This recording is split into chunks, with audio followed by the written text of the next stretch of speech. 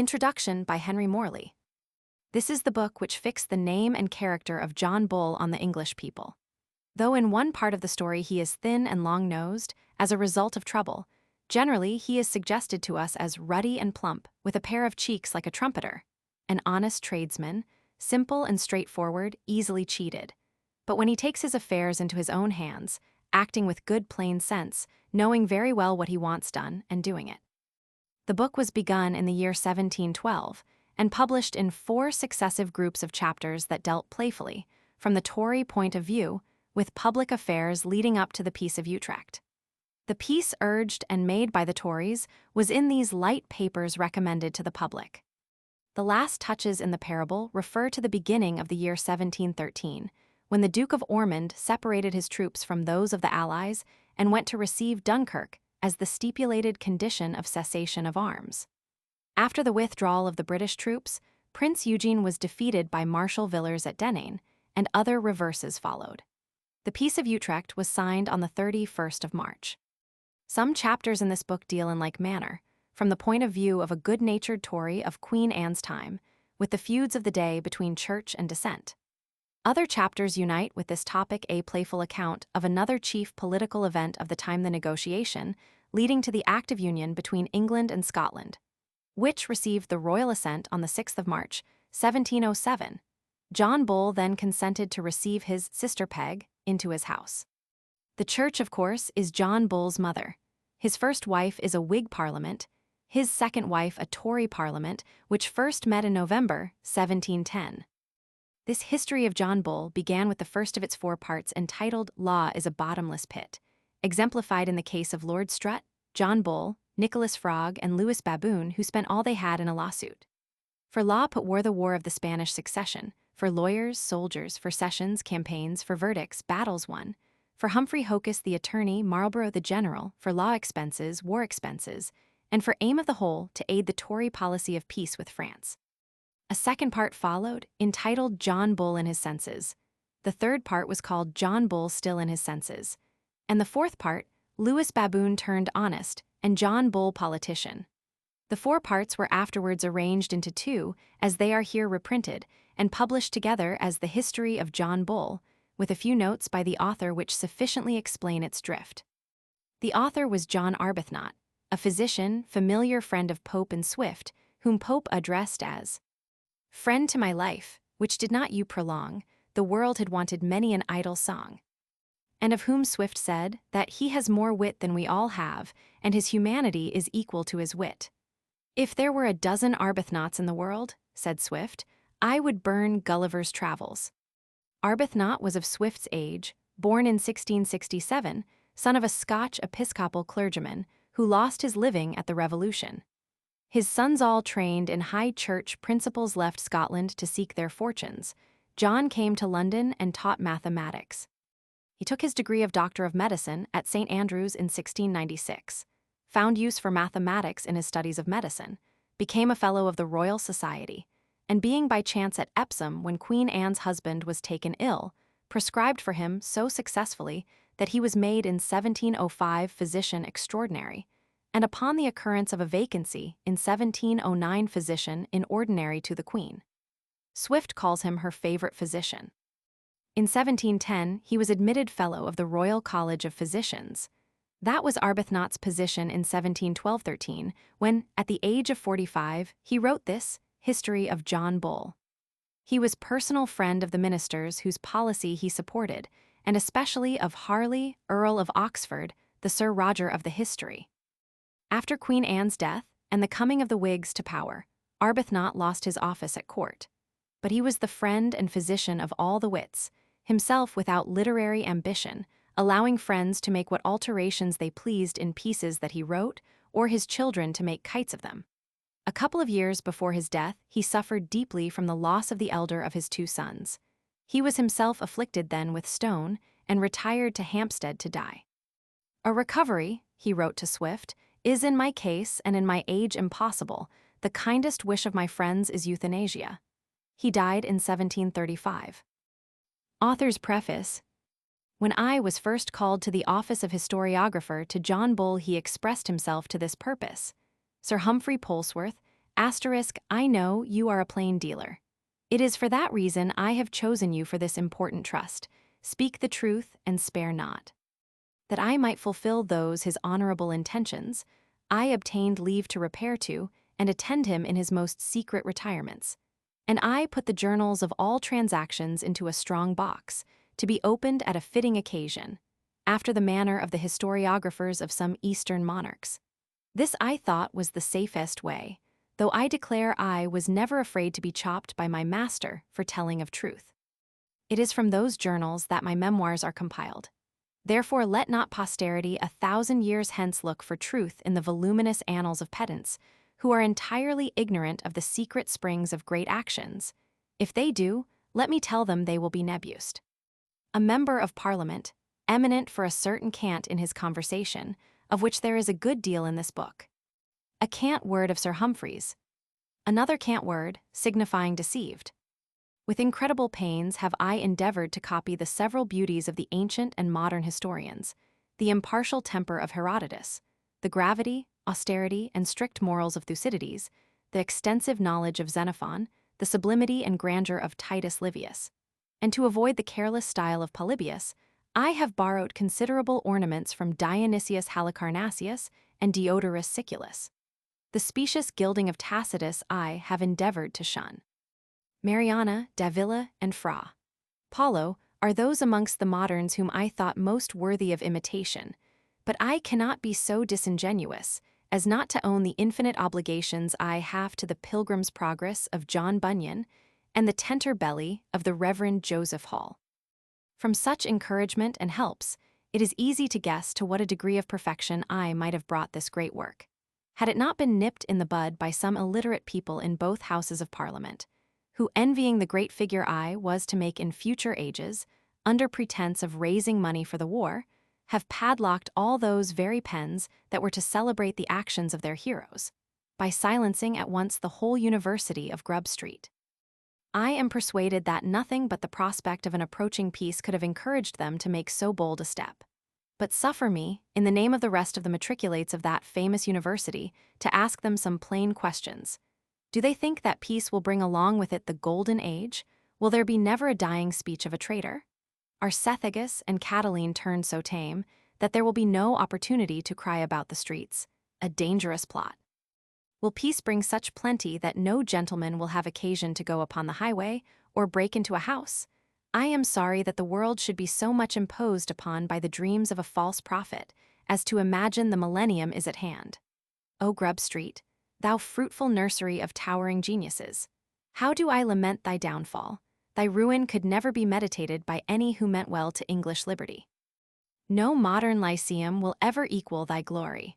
Whether in soft pastorals thou didst sing the flames of pampered apprentices and coy cook-maids, or mournful ditties of departing lovers, or if to Maeonian strains thou raisedst thy voice, to record the stratagems, the arduous exploits, and the nocturnal scalade of needy heroes, the terror of your peaceful citizens, describing the powerful Betty or the artful Picklock, or the secret caverns and grottos of Vulcan sweating at his forge, and stamping the Queen's image on viler metals which he retails for beef and pots of ale. Or if thou wert content in simple narrative to relate the cruel acts of implacable revenge, or the complaint of ravished virgins blushing to tell their adventures before the listening crowd of city damsels, whilst in thy faithful history thou intermingledst the gravest counsels and the purest morals. Nor less acute and piercing wert thou in thy search and pompous descriptions of the works of nature, whether in proper and emphatic terms thou didst paint the blazing comet's fiery tail, the stupendous force of dreadful thunder and earthquakes, and the unrelenting inundations. Sometimes, with Machiavellian sagacity, thou unraveledst intrigues of state, and the traitorous conspiracies of rebels, giving wise counsel to monarchs. How didst thou move our terror and our pity with thy passionate scenes between Jack Ketch and the heroes of the Old Bailey?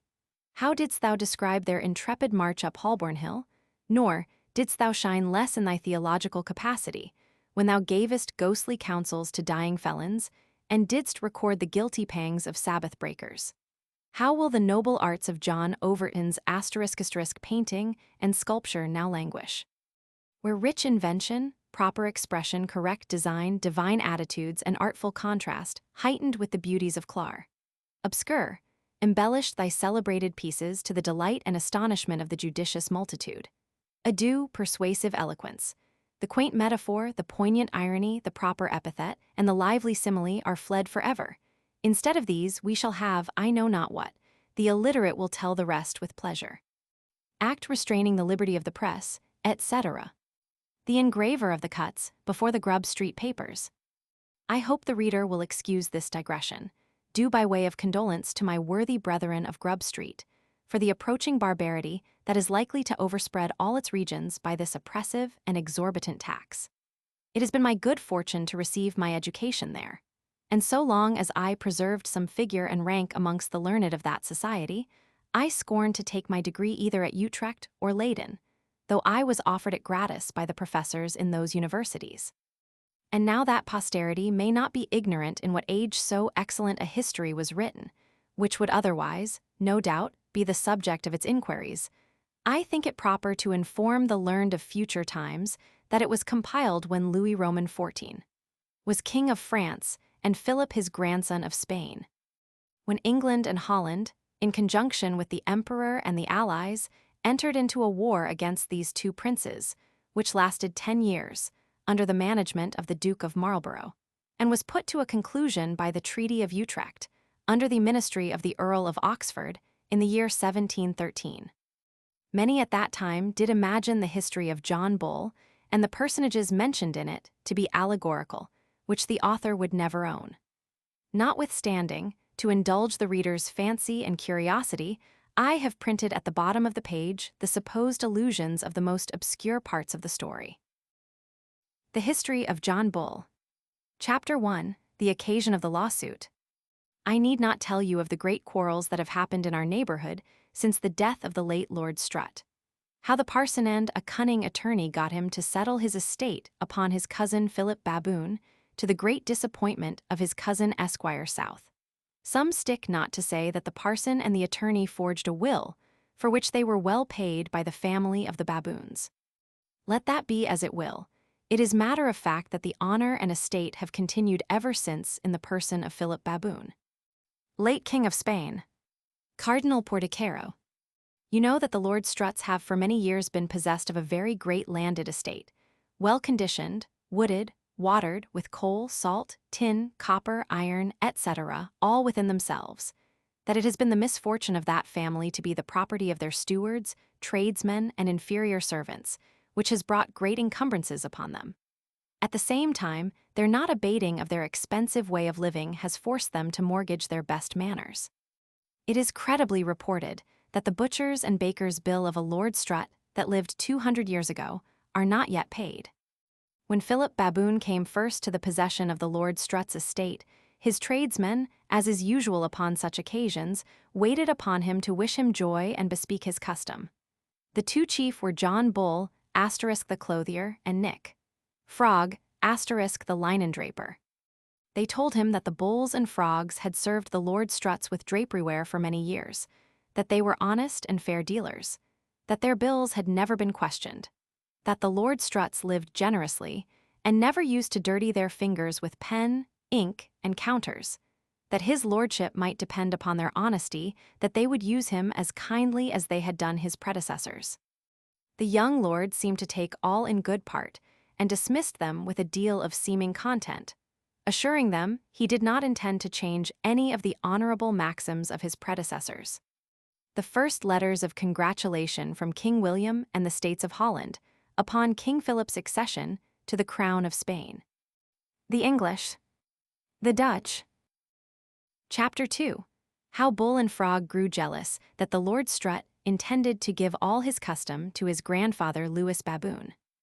It happened unfortunately for the peace of our neighborhood that this young lord had an old cunning rogue, or, as the Scots call it, a false loon of a grandfather that one might justly call a jack-of-all-trades. Sometimes you would see him behind his counter selling broadcloth, sometimes measuring linen. Next day he would be dealing in mercery ware. High heads, ribbons, gloves, fans, and lace he understood to a nicety. Charles Mather could not bubble a young beau better with a toy. Nay, he would descend even to the selling of tape, garters, and shoe buckles. When shop was shut up, he would go about the neighborhood and earn half a crown by teaching the young men and maids to dance.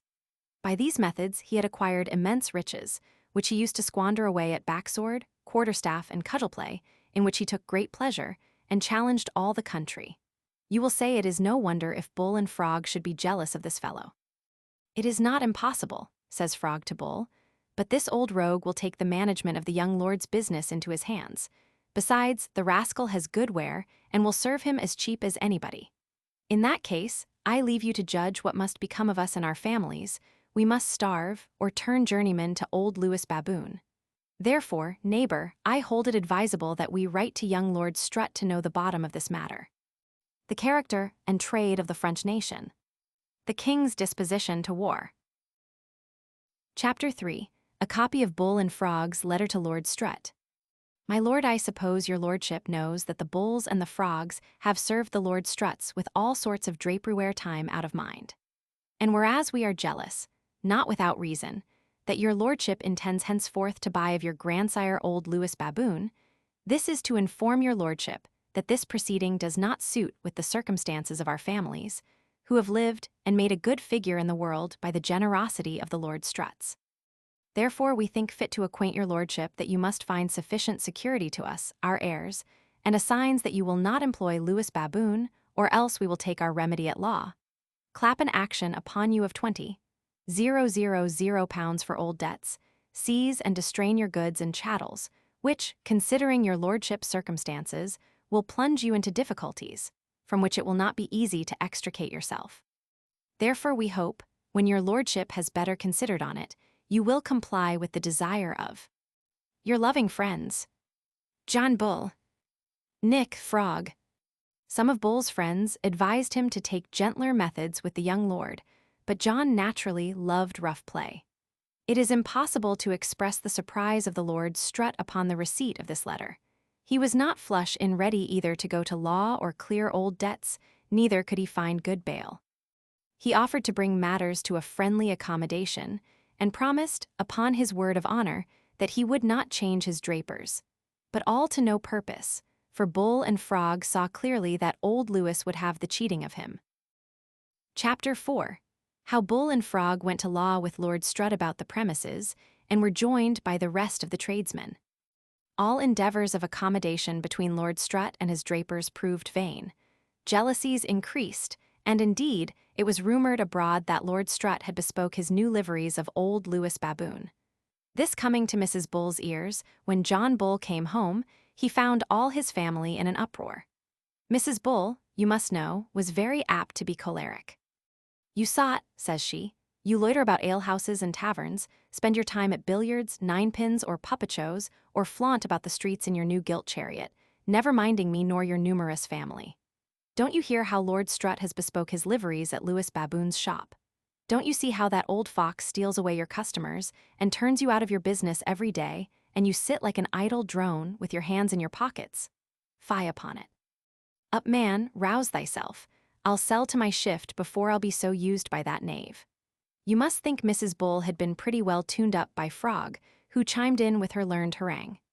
No further delay now, but to counsel learned in the law they go, who unanimously assured them both of justice and infallible success of their lawsuit. The sentiments and addresses of the Parliament at that time. I told you before that old Lewis Baboon was a sort of a jack-of-all-trades, which made the rest of the tradesmen jealous, as well as Bull and Frog. They, hearing of the quarrel, were glad of an opportunity of joining against old Lewis Baboon, provided that Bull and Frog would bear the charges of the suit. Even lying Ned, the chimney sweeper of Savoy, and Tom, the Portugal dustman, put in their claims, and the cause was put into the hands of Humphrey Hocus, the attorney. A declaration was drawn up to show that Bull and Frog had undoubted right by prescription to be drapers to the Lord Strutts, that there were several old contracts to that purpose, that Lewis Baboon had taken up the trade of clothier and draper without serving his time or purchasing his freedom, that he sold goods that were not marketable without the stamp, that he himself was more fit for a bully than a tradesman, and went about through all the country fairs challenging people to fight prizes, wrestling and cudgel play, and abundance more to this purpose. Chapter 5. The true characters of John Bull, Nick, Frog, and Hocus. Characters of the English and Dutch, and the General Duke of Marlborough. For the better understanding the following history, the reader ought to know that Bull, in the main, was an honest, plain-dealing fellow, choleric, bold, and of a very unconstant temper. He dreaded not old Lewis either at backsword, single falchion, or cudgel play. But then he was very apt to quarrel with his best friends, especially if they pretended to govern him. If you flattered him, you might lead him like a child. John's temper depended very much upon the air. His spirits rose and fell with the weather-glass. John was quick and understood his business very well, but no man alive was more careless in looking into his accounts or more cheated by partners, apprentices, and servants. This was occasioned by his being a boon companion, loving his bottle and his diversion. For, to say truth, no man kept a better house than John, nor spent his money more generously. By plain and fair dealing John had acquired some plums, and might have kept them, had it not been for his unhappy lawsuit. Nick, Frog, was a cunning, sly fellow, quite the reverse of John in many particulars. Covetous, frugal, minded domestic affairs, would pinch his belly to save his pocket, never lost a farthing by careless servants or bad debtors. He did not care much for any sort of diversion, except tricks of high German artists and legerdemain. No man exceeded Nick. In these, yet it must be owned that Nick was a fair dealer, and in that way acquired immense riches. Hocus was an old cunning attorney, and though this was the first considerable suit that ever he was engaged in, he showed himself superior in address to most of his profession. He kept always good clerks, he loved money, was smooth-tongued, gave good words, and seldom lost his temper. He was not worse than an infidel, for he provided plentifully for his family, but he loved himself better than them all. The neighbors reported that he was henpecked, which was impossible, by such a mild-spirited woman as his wife was. Chapter 6 of the various success of the lawsuit. The success of the war. Law is a bottomless pit. It is a cormorant, a harpy that devours everything. John Bull was flattered by the lawyers that his suit would not last above a year or two at most, that before that time he would be in quiet possession of his business. Yet 10 long years did Hocus steer his cause through all the meanders of the law and all the courts. No skill, no address was wanting, and to say truth, John did not starve the cause. There wanted not yellow boys to fee counsel, hire witnesses, and bribe juries. Lord Strutt was generally cast, never had one verdict in his favor, and John was promised that the next, and the next would be the final determination. But alas! That final determination and happy conclusion was like an enchanted island. The nearer John came to it, the further it went from him. New trials upon new points still arose, new doubts, new matters to be cleared. In short, lawyers seldom part with so good a cause till they have got the oyster and their clients the shell. John's ready money, book debts, bonds, mortgages, all went into the lawyer's pockets. Then John began to borrow money upon bank stock and East India bonds. Now and then a farm went to pot. At last it was thought a good expedient to set up Esquire South's title to prove the will forged and dispossess Philip Lord Strutt at once. Here again was a new field for the lawyers, and the cause grew more intricate than ever. John grew madder and madder. Wherever he met any of Lord Strutt's servants he tore off their clothes. Now and then you would see them come home naked, without shoes, stockings, and linen. As for old Lewis Baboon, he was reduced to his last shift, though he had as many as any other. His children were reduced from rich silks to doily stuffs, his servants in rags and barefooted. Instead of good victuals, they now lived upon neck beef and bullock's liver. In short, nobody got much by the matter but the men of law. Chapter 7. How John Bull was so mightily pleased with his success that he was going to leave off his trade and turn lawyer. It is wisely observed by a great philosopher that habit is a second nature. This was verified in the case of John Bull, who, from an honest and plain tradesman, had got such a haunt about the courts of justice, and such a jargon of law words, that he concluded himself as able a lawyer as any that pleaded at the bar or sat on the bench. He was overheard one day talking to himself after this manner. How capriciously does fate or chance dispose of mankind? How seldom is that business allotted to a man for which he is fitted by nature. It is plain I was intended for a man of law. How did my guardians mistake my genius in placing me, like a mean slave, behind a counter? Bless me, what immense estates these fellows raise by the law. Besides, it is the profession of a gentleman. What a pleasure it is to be victorious in a cause, to swagger at the bar. What a fool am I to drudge any more in this woolen trade? For a lawyer I was born, and a lawyer I will be. One is never too old to learn. All this while John had conned over such a catalogue of hard words as were enough to conjure up the devil.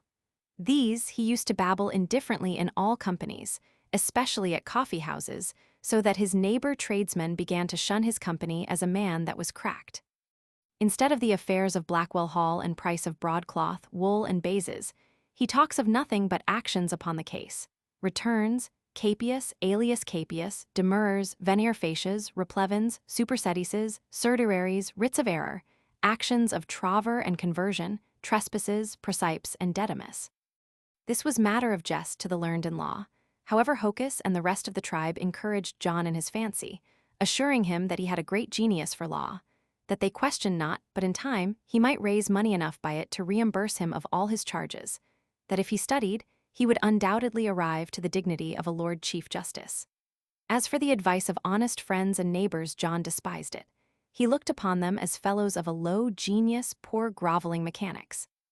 John reckoned it more honor to have got one favorable verdict than to have sold a bale of broadcloth.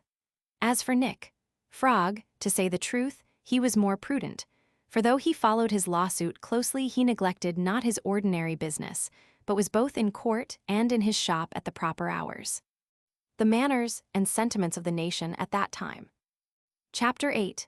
How John discovered that Hocus had an intrigue with his wife, and what followed thereupon. John had not run on a matting so long had it not been for an extravagant wife, whom Hocus, perceiving John to be fond of, was resolved to win over to his side. It is a true saying that the last man of the parish that knows of his cuckoldom is himself. It was observed by all the neighborhood that Hocus had dealings with John's wife that were not so much for his honor. But this was perceived by John a little too late. She was a luxurious jade, loved splendid equipages, plays, treats, and balls, differing very much from the sober manners of her ancestors, and by no means fit for a tradesman's wife. Hocus fed her extravagancy, what was still more shameful, with John's own money. Everybody said that Hocus had a month's mind to her.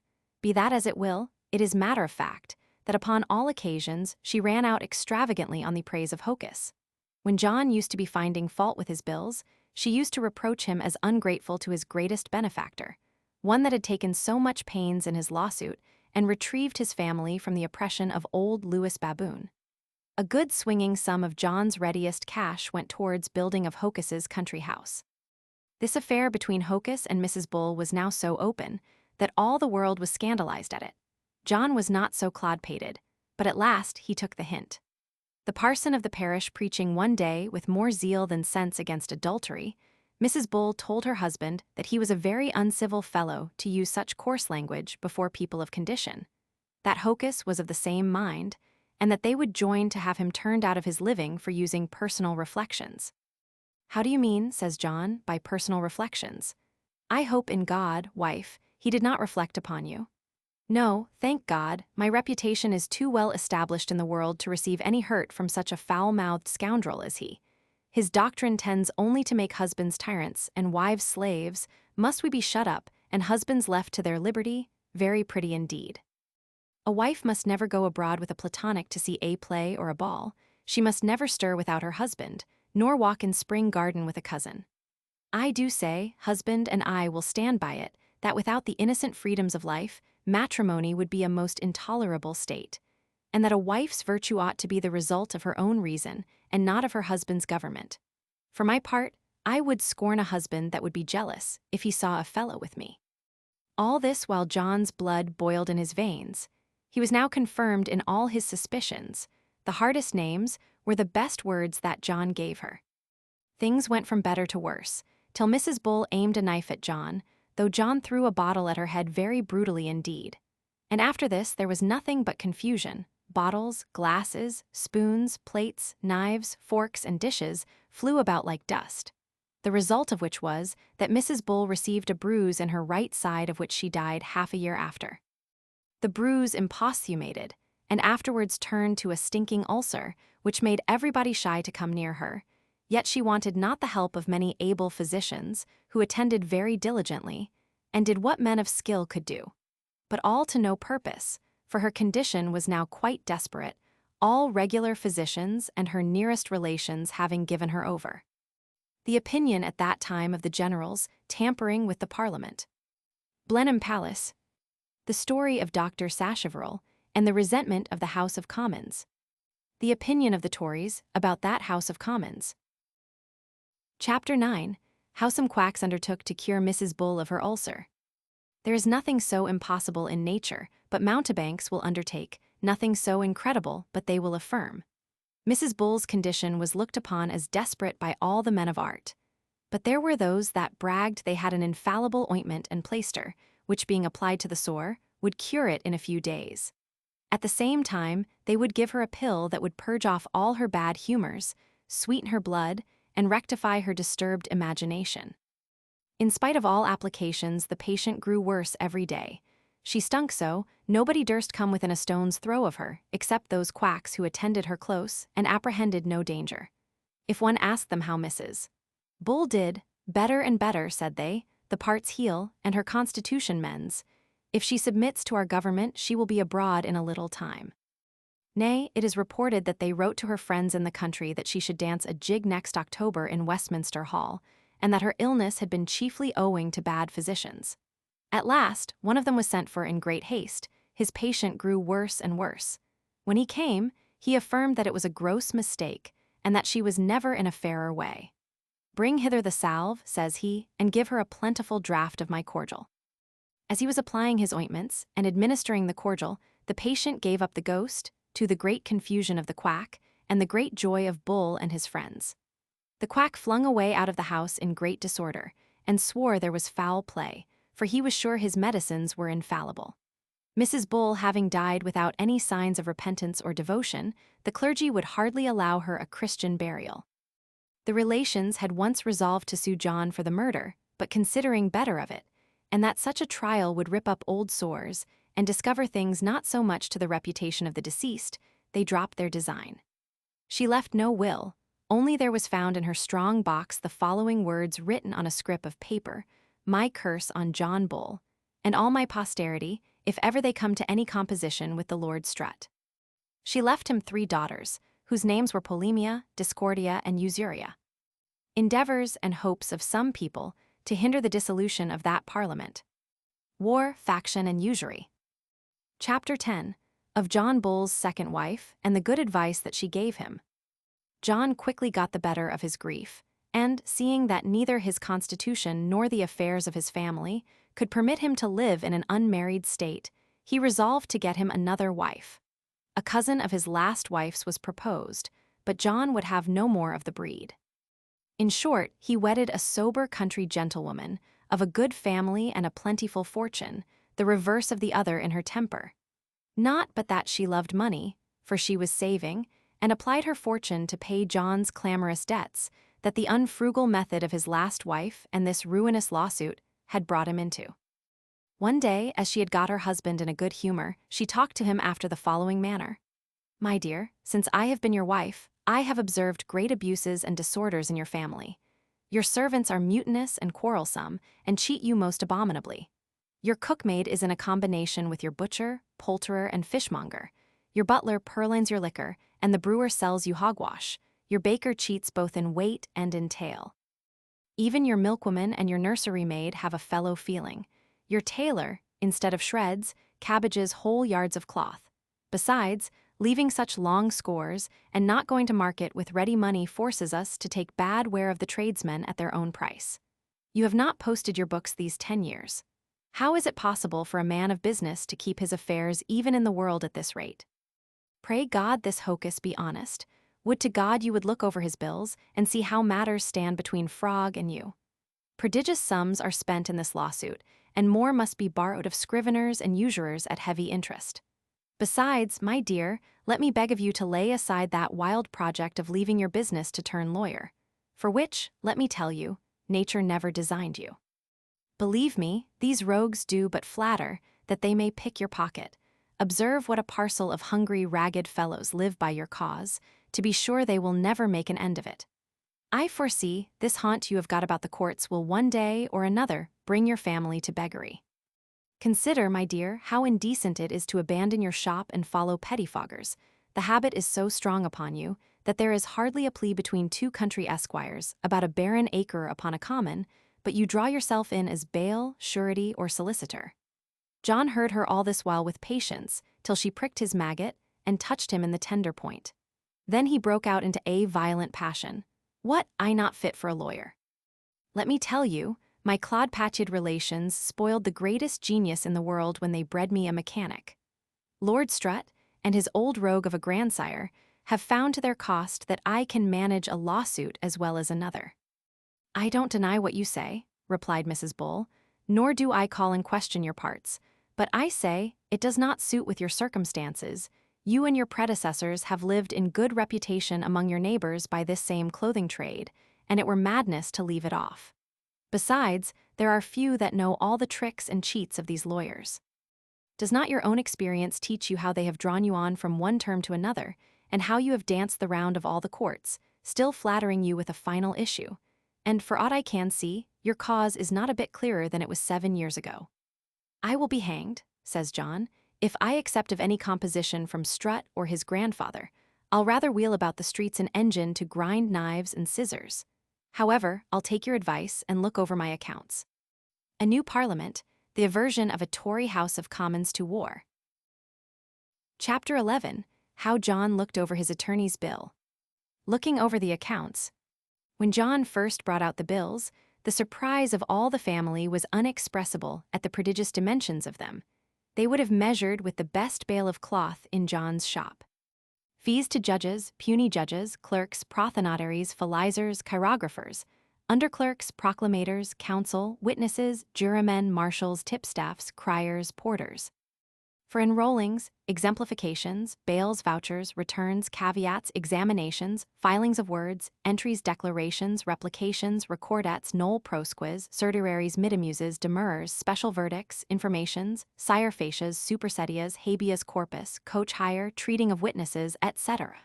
Verily, says John, there are a prodigious number of learned words in this law. What a pretty science it is! Ay, but husband, you have paid for every syllable and letter of these fine words. Bless me, what immense sums are at the bottom of the account. John spent several weeks in looking over his bills, and by comparing and stating his accounts, he discovered that besides the extravagance of every article, he had been egregiously cheated, that he had paid for counsel that were never feed, for writs that were never drawn, for dinners that were never dressed, and journeys that were never made. In short, that the tradesmen, lawyers, and Frog had agreed to throw the burden of the lawsuit upon his shoulders. Chapter 12. How John grew angry and resolved to accept a composition, and what methods were practiced by the lawyers for keeping him from it. Well might the learned Daniel Burgess say that a lawsuit is a suit for life. He that sows his grain upon marble will have many a hungry belly before harvest. This John felt by woeful experience. John's cause was a good milch cow, and many a man subsisted his family out of it. However, John began to think it high time to look about him. He had a cousin in the country, one Sir Roger Bold, whose predecessors had been bred up to the law and knew as much of it as anybody. But having left off the profession for some time, they took great pleasure in compounding lawsuits among their neighbors, for which they were the aversion of the gentleman of the long robe, and at perpetual war with all the country attorneys. John put his cause in Sir Roger's hands, desiring him to make the best of it. The news had no sooner reached the ears of the lawyers, but they were all in an uproar. They brought all the rest of the tradesmen upon John. Squire South swore he was betrayed, that he would starve before he compounded. Frog said he was highly wronged. Even lying Ned the chimney sweeper and Tom the dustman complained that their interest was sacrificed. The lawyers, solicitors, Hocus, and his clerks were all up in arms at the news of the composition. They abused him and his wife most shamefully. You silly, awkward, ill-bred country sow, quoth one, have you no more manners than to rail at Hocus that has saved that clod-pated numbskulled ninny-hammer of yours from ruin, and all his family? It is well known how he has rose early and sat up late to make him easy, when he was sotting at every alehouse in town. I knew his last wife. She was a woman of breeding, good humor, and complacence knew how to live in the world. As for you, you look like a puppet moved by clockwork. Your clothes hang upon you as they were upon tenterhooks, and you come into a room as you were going to steal away a pint pot. Get you gone in the country, to look after your mother's poultry, to milk the cows, churn the butter, and dress up nosegays for a holiday, and not meddle with matters which you know no more of than the sign-post before your door. It is well known that Hocus has an established reputation. He never swore an oath nor told a lie in all his life. He is grateful to his benefactors, faithful to his friends, liberal to his dependents, and dutiful to his superiors. He values not your money more than the dust under his feet, but he hates to be abused. Once for all, Mrs. Minx, leave off talking of Hocus, or I will pull out these saucer eyes of yours and make that red-streaked country face look as raw as an ox cheek upon a butcher's stall.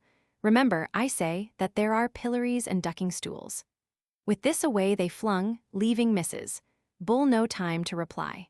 No stone was left unturned to frighten John from his composition. Sometimes they spread reports at coffee-houses that John and his wife were run mad, that they intended to give up house and make over all their estate to Lewis Baboon, that John had been often heard talking to himself and seen in the streets without shoes or stockings, that he did nothing from morning till night but beat his servants, after having been the best master alive. As for his wife, she was a mere natural. Sometimes John's house was beset with a whole regiment of attorneys' clerks, bailiffs and bailiffs' followers, and other small retainers of the law, who threw stones at his windows and dirt at himself as he went along the street. When John complained of want of ready money to carry on his suit, they advised him to pawn his plate and jewels, and that Mrs. Bull should sell her linen and wearing clothes. Talk of peace and the struggle of the party against it. The endeavors made use of to stop the treaty of peace. Asterisk reflections upon the House of Commons as ignorant, who know nothing of business. Chapter 13. Mrs. Bull's vindication of the indispensable duty incumbent upon wives in case of the tyranny, infidelity, or insufficiency of husbands, being a full answer to the doctor's sermon against adultery.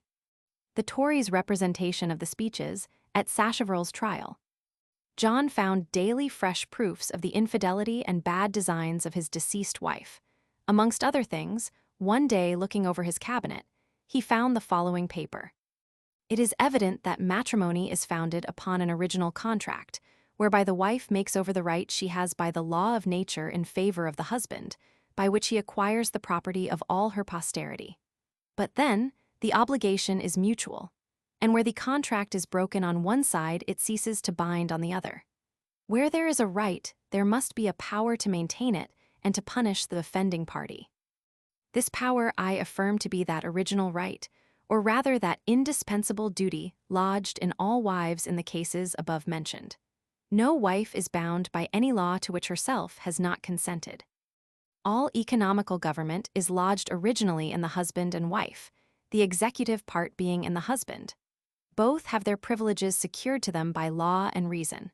But will any man infer from the husband being invested with the executive power that the wife is deprived of her share, and that she has no remedy left but prex and lacrymae, or an appeal to a Supreme Court of Judicature? No less frivolous are the arrangements that are drawn from the general appellations and terms of husband and wife. A husband denotes several different sorts of magistracy, according to the usages and customs of different climates and countries. In some Eastern nations, it signifies a tyrant, with the absolute power of life and death. In Turkey, it denotes an arbitrary governor, with power of perpetual imprisonment. In Italy, it gives the husband the power of poison and padlocks. In the countries of England, France, and Holland, it has a quite different meaning, implying a free and equal government, securing to the wife in certain cases the liberty of change, and the property of pin money and separate maintenance. So that the arguments drawn from the terms of husband and wife are fallacious, and by no means fit to support a tyrannical doctrine, as that of absolute unlimited chastity and conjugal fidelity. The general exhortations to fidelity in wives are meant only for rules in ordinary cases, but they naturally suppose three conditions of ability, justice, and fidelity in the husband. Such an unlimited, unconditioned fidelity in the wife could never be supposed by reasonable men. It seems a reflection upon the Church to charge her with doctrines that countenance oppression. This doctrine of the original right of change is congruous to the law of nature, which is superior to all human laws, and for that I dare appeal to all wives. It is much to the honor of our English wives that they have never given up that fundamental point, and that though in former ages they were muffled up in darkness and superstition, yet that notion seemed engraven on their minds, and the impression so strong that nothing could impair it. To assert the illegality of change, upon any pretense whatsoever, were to cast odious colors upon the married state, to blacken the necessary means of perpetuating families. Such laws can never be supposed to have been designed to defeat the very end of matrimony. I call them necessary means, for in many cases what other means are left? Such a doctrine wounds the honor of families, unsettles the titles to kingdoms, honors, and estates. For if the actions from which such settlements spring were illegal, all that is built upon them must be so too. But the last is absurd, therefore the first must be so likewise. What is the cause that Europe groans at present under the heavy load of a cruel and expensive war, but the tyrannical custom of a certain nation, and the scrupulous nicety of a silly queen in not exercising this indispensable duty, whereby the kingdom might have had an heir, and a controverted succession might have been avoided? These are the effects of the narrow maxims of your clergy, that one must not do evil that good may come of it. The assertors of this indefeasible right, and jus divinum of matrimony, do all in their hearts favor the pretenders to married women. For if the true legal foundation of the married state be once sapped, and instead thereof tyrannical maxims introduced, what must follow but elopements instead of secret and peaceable change? From all that has been said, one may clearly perceive the absurdity of the doctrine of this seditious, discontented, hot-headed, ungifted, unedifying preacher, asserting that the grand security of the matrimonial state, and the pillar upon which it stands, is founded upon the wife's belief of an absolute unconditional fidelity to the husband, by which bold assertion he strikes at the root, digs the foundation, and removes the basis upon which the happiness of a married state is built. As for his personal reflections, I would gladly know who are those wanton wives he speaks of. Who are those ladies of high stations that he so boldly traduces in his sermon? It is pretty plain who these aspersions are aimed at, for which he deserves the pillory or something worse. In confirmation of this doctrine of the indispensable duty of change, I could bring the example of the wisest wives in all ages, who by these means have preserved their husbands' families from ruin and oblivion by want of posterity. But what has been said is a sufficient ground for punishing this pragmatical parson. Chapter 14. The two great parties of wives, the devotos and the hits. Those who were for and against the doctrine of non-resistance.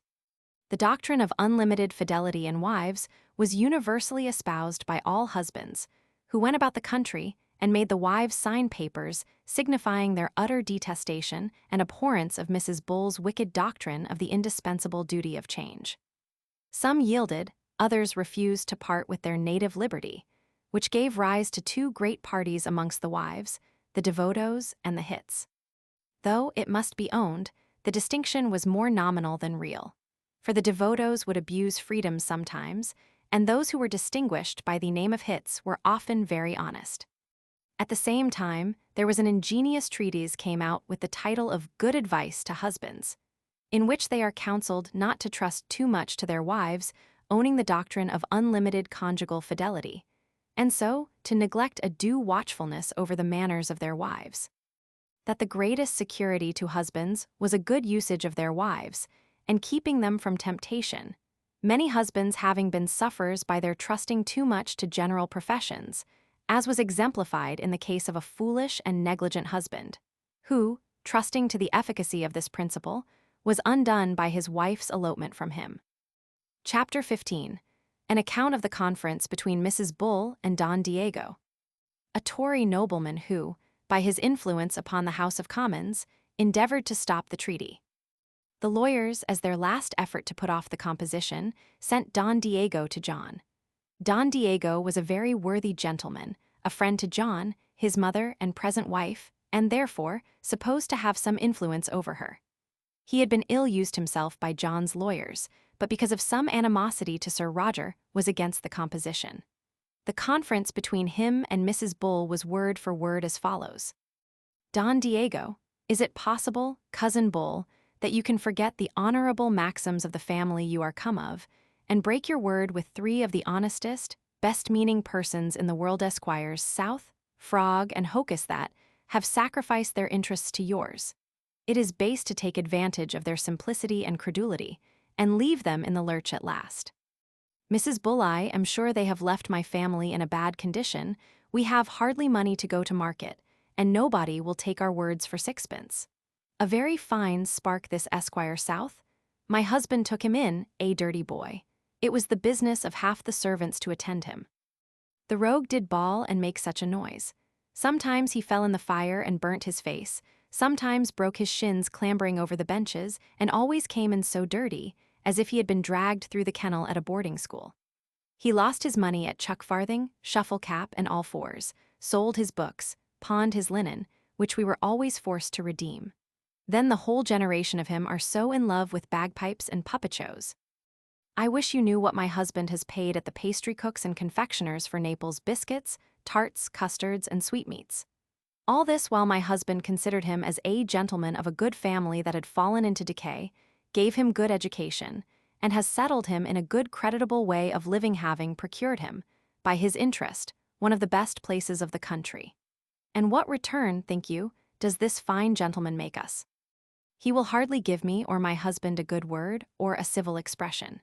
Instead of sir and madam, which, though I say it, is our due, he calls us goody and gaffer such a one, says he did us a great deal of honor to board with us, huffs and dings at such a rate, because we will not spend the little we have left to get him the title and estate of Lord Strutt, and then forsooth we shall have the honor to be his woolen drapers.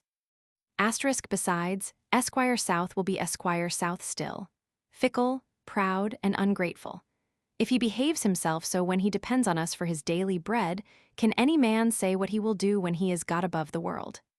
Something relating to the manners of a great prince, superstition, love of operas, shows, etc. Something relating to forms and titles. D. Diego, and would you lose the honor of so noble and generous an undertaking? Would you rather accept this scandalous composition and trust that old rogue, Lewis Baboon? Mrs. Bull, look you, friend Diego, if we law it on till Lewis turns honest, I am afraid our credit will run low at Blackwell Hall. I wish every man had his own, but I still say that Lord Strutt's money shines as bright and chinks as well as Esquire South's. I don't know any other hold that we tradesmen have of these great folks but their interest. Buy dear and sell cheap, and I warrant you will keep your customer. The worst is that Lord Strutt's servants have got such a haunt about that old rogue's shop that it will cost us many a firkin of strong beer to bring them back again. And the longer they are in a bad road, the harder it will be to get them out of it. D. Diego, but poor Frog, what has he done? On my conscience, if there be an honest, sincere man in the world, it is that Frog. Mrs. Bull, I think I need not tell you how much Frog has been obliged to our family from his childhood. He carries his head high now, but he had never been the man he is without our help. Ever since the commencement of this lawsuit, it has been the business of Hocus, in sharing out expenses, to plead for Frog. Poor Frog, says he, is in hard circumstances, he has a numerous family and lives from hand to mouth. His children don't eat a bit of good victuals from one year's end to the other, but live upon salt herring, sour curd, and borkle. He does his utmost, poor fellow, to keep things even in the world, and has exerted himself beyond his ability in this lawsuit, but he really has not wherewithal to go on. What signifies this £100? Place it upon your side of the account. It is a great deal to poor Frog, and a trifle to you. This has been Hocus's constant language, and I am sure he has had obligations enough to us to have acted another part. Complaints of the House of Commons, of the unequal burden of the war.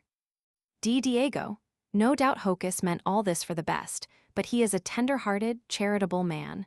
Frog is indeed in hard circumstances. Mrs. Bull, hard circumstances. I swear this is provoking to the last degree. All the time of the lawsuit, as fast as I have mortgaged, Frog has purchased. From a plain tradesman, with a shop, warehouse, and a country hut with a dirty fish pond at the end of it, he is now grown a very rich country gentleman, with a noble landed estate, noble palaces, manors, parks, gardens, and farms, finer than any we were ever master of. Is it not strange, when my husband disbursed great sums every term, Frog should be purchasing some new farm or manor, so that if this lawsuit lasts, he will be far the richest man in his country.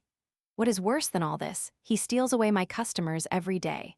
12 of the richest and the best have left my shop by his persuasion, and whom, to my certain knowledge, he has under bonds never to return again. Judge you if this be neighborly dealing. The Dutch acquisitions in Flanders.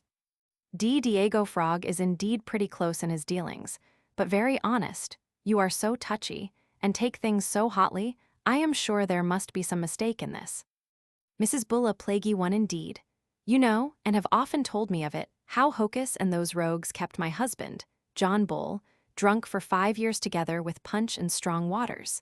I am sure he never went one night sober to bed, till they got him to sign the strangest deed that ever you saw in your life. The methods they took to manage him I'll tell you another time. At present I'll read only the writing. Articles of agreement betwixt John Bull, clothier, and Nicholas Frog, linendraper. The sentiments of the House of Commons, and their representation of the Barrier Treaty. I that for maintaining the ancient good correspondence and friendship between the said parties, I, Nicholas Frog, do solemnly engage and promise to keep peace in John Bull's family. That neither his wife, children, nor servants give him any trouble, disturbance, or molestation whatsoever, but to oblige them all to do their duty quietly in their respective stations. And whereas the said John Bull, from the assured confidence that he has in my friendship, has appointed me executor of his last will and testament, and guardian to his children, I do undertake for me, my heirs and assigns, to see the same duly executed and performed, and that it shall be unalterable in all its parts by John Bull or anybody else. For that purpose it shall be lawful and allowable for me to enter his house at any hour of the day or night, to break open bars, bolts and doors, chests of drawers and strong boxes, in order to secure the peace of my friend John Bull's family, and to see his will duly executed. Roman 2. In consideration of which kind neighborly office of Nicholas Frog, in that he has been pleased to accept of the aforesaid trust, I, John Bull, having duly considered that my friend, Nicholas Frog, at this time lives in a marshy soil and unwholesome air, infested with fogs and damps, destructive of the health of himself, wife, and children, do bind and oblige me, my heirs and assigns, to purchase for the said Nicholas Frog, with the best and readiest of my cash, bonds, mortgages, goods, and chattels, a landed estate, with parks, gardens, palaces, rivers, fields, and outlets, consisting of as large extent as the said Nicholas Frog shall think fit. And whereas the said Nicholas Frog is at present hemmed in too close by the grounds of Lewis Baboon, master of the science of defense, I, the said John Bull, do oblige myself with the readiest of my cash, to purchase and enclose the said grounds, for as many fields and acres as the said Nicholas shall think fit, to the intent that the said Nicholas may have free egress and regress, without let or molestation, suitable to the demands of himself and family. Roman 3. Furthermore, the said John Bull obliges himself to make the country neighbors of Nicholas Frog allot a certain part of yearly rents, to pay for the repairs of the said landed estate, to the intent that his good friend, Nicholas Frog, may be eased of all charges. Roman 4. And whereas the said Nicholas Frog did contract with the deceased Lord Strutt about certain liberties, privileges, and immunities formerly in the possession of the said John Bull, I, the said John Bull, do freely by these presents renounce, quit, and make over to the said Nicholas the liberties, privileges, and immunities contracted for, in as full a manner as if they never had belonged to me. The said John Bull obliges himself, his heirs and assigns, not to sell one rag of broad or coarse cloth to any gentleman within the neighborhood of the said Nicholas, except in such quantities and such rates as the said Nicholas shall think fit. Signed and sealed, John Bull, Nick Frog. The reading of this paper put Mrs. Bull in such a passion that she fell downright into a fit, and they were forced to give her a good quantity of the spirit of hartshorn before she recovered. Diego, why in such a passion, cousin? Considering your circumstances at that time, I don't think this such an unreasonable contract. You see, Frog, for all this, is religiously true to his bargain. He scorns to hearken to any composition without your privacy. Mrs. Bull, you know the contrary. Read that letter. For Lewis Baboon, master of the noble science of defense. Sir, I understand that you are at this time treating with my friend John Bull about restoring the Lord Strutt's custom, and besides allowing him certain privileges of parks and fish ponds. I wonder how you that are a man that knows the world can talk with that simple fellow. He has been my bubble these 20 years, and to my certain knowledge, understands no more of his own affairs than a child in swaddling clothes. I know he has got a sort of a pragmatical, silly jade of a wife that pretends to take him out of my hands, but you and she both will find yourselves mistaken. I'll find those that shall manage her. And for him, he dares as well be hanged as make one step in his affairs without my consent. If you will give me what you promised him, I will make all things easy and stop the deeds of ejectment against Lord Strutt. If you will not, take what follows. I shall have a good action against you for pretending to rob me of my bubble. Take this warning from your loving friend, Nick Frog. Secret negotiations of the Dutch at that time. I am told, Cousin Diego, you are one of those that have undertaken to manage me, and that you have said you will carry a green bag yourself, rather than we shall make an end of our lawsuit. I'll teach them and you two to manage. Diego, for God's sake, madam, why so choleric? I say this letter is some forgery. It never entered into the head of that honest man, Nick Frog, to do any such thing. Mrs. Bulleye can't abide you. You have been railing these 20 years at Squire South, Frog, and Hocus, calling them rogues and pickpockets, and now they are turned the honestest fellows in the world. What is the meaning of all this? Diego, pray tell me how you came to employ the Sir Roger in your affairs, and not think of your old friend Diego. Mrs. Bulso, so there it pinches. To tell you truth, I have employed Sir Roger in several weighty affairs, and have found him trusty and honest, and the poor man always scorned to take a farthing of me. I have abundance that profess great zeal, but they are damnable greedy of the pence. My husband and I are now in such circumstances that we must be served upon cheaper terms than we have been. Diego, well, cousin, I find I can do no good with you. I am sorry that you will ruin yourself by trusting this Sir Roger. Chapter 16. How the guardians of the deceased Mrs. Bull's 3 daughters came to John, and what advice they gave him, wherein is briefly treated the characters of the 3 daughters. Also John Bull's answer to the 3 guardians. Concerns of the party, and speeches for carrying on the war, etc. sentiments of the Tories and House of Commons against continuing the war for setting King Charles upon the throne of Spain. I told you in a former chapter that Mrs. Bull, before she departed this life, had blessed John with 3 daughters. I need not here repeat their names, neither would I willingly use any scandalous reflections upon young ladies, whose reputations ought to be very tenderly handled, but the characters of these were so well known in the neighborhood that it is doing them no injury to make a short description of them. The eldest was a termagant, imperious, prodigal, lewd, profligate wench as ever breathed. She used to rantipole about the house, pinch the children, kick the servants, and torture the cats and the dogs. She would rob her father's strong box for money to give the young fellows that she was fond of. She had a noble air and something great in her mien, but such a noisome infectious breath, as threw all the servants that dressed her into consumptions. If she smelt to the freshest nosegay, it would shrivel and wither as it had been blighted. She used to come home in her cups and break the china and the looking-glasses, and was of such an irregular temper, and so entirely given up to her passion, that you might argue as well with the north wind as with her ladyship. So expensive that the income of 3 dukedoms was not enough to supply her extravagance. Hocus loved her best, believing her to be his own, got upon the body of Mrs. Bull. Polemia, the second daughter, born a year after her sister, was a peevish, froward, ill-conditioned creature as ever was, ugly as the devil, lean, haggard, pale, with saucer eyes, a sharp nose, and hunched-backed, but active, sprightly, and diligent about her affairs. Her ill complexion was occasioned by her bad diet, which was coffee *** morning, noon, and night. She never rested quietly abed, but used to disturb the whole family with shrieking out in her dreams, and plague them next day with interpreting them, for she took them all for gospel. She would cry out, "Murder," and disturb the whole neighborhood, and when John came running downstairs to inquire what the matter was, nothing forsooth, only her maid had stuck a pin wrong in her gown. She turned away one servant for putting too much oil in her salad, and another for putting too little salt in her water gruel. But such as by flattery had procured her esteem, she would indulge in the greatest crime.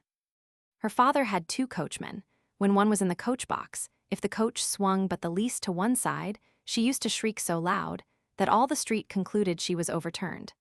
But though the other was eternally drunk and had overturned the whole family, she was very angry with her father for turning him away. Then she used to carry tales and stories from one to another till she had set the whole neighborhood together by the ears, and this was the only diversion she took pleasure in. She never went abroad, but she brought home such a bundle of monstrous lies as would have amazed any mortal, but such as know her. Of a whale that had swallowed a fleet of ships, of the lions being let out of the Tower to destroy the Protestant religion, of the popes being seen in a brandy shop at Wapping, and a prodigious strong man that was going to shove down the cupola of St. Paul's, of 3 millions of 5-pound pieces that Squire South had found under an old wall, of blazing stars, flying dragons, and abundance of such stuff. All the servants in the family made high court to her, for she domineered there, and turned out and in whom she pleased.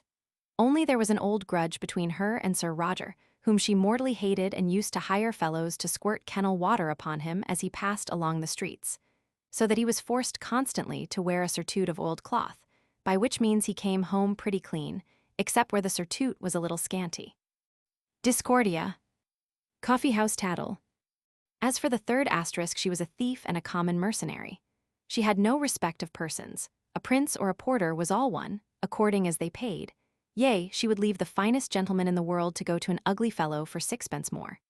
In the practice of her profession, she had amassed vast magazines of all sorts of things. She had above 500 suits of fine clothes, and yet went abroad like a cinder wench.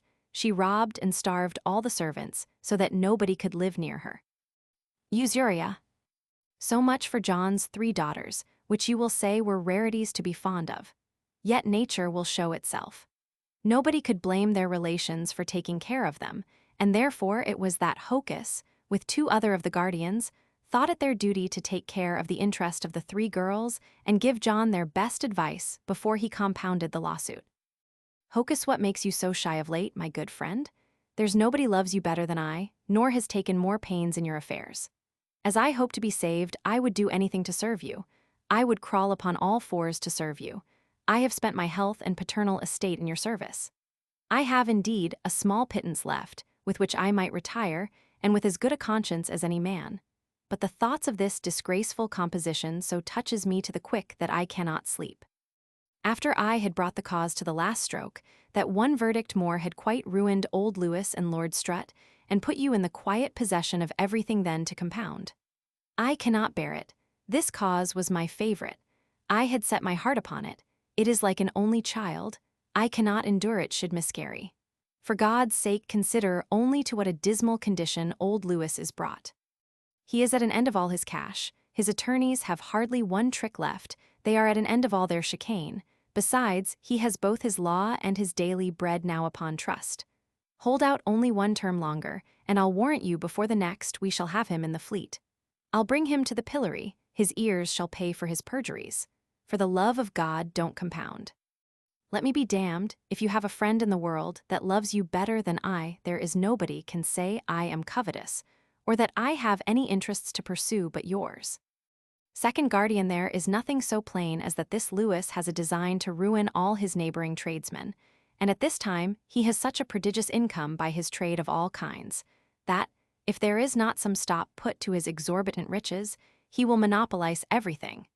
Nobody will be able to sell a yard of drapery or mercery where but himself. I then hold it advisable that you continue the lawsuit and burst him at once. My concern for the 3 poor motherless children obliges me to give you this advice.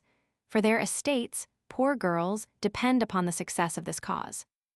Third guardian, I on this writ of ejectment has cost dear, but then consider it is a jewel well worth the purchasing at the price of all you have.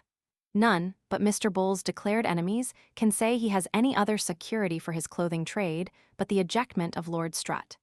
The only question, then, that remains to be decided is, who shall stand the expenses of the suit? To which the answer is as plain, who but he that is to have the advantage of the sentence. When Esquire South has got possession of his title and honor, is not John Bull to be his clothier? Who, then, but John ought to put in possession? Ask but any indifferent gentleman who ought to bear his charges at law, and he will readily answer, his tradesman.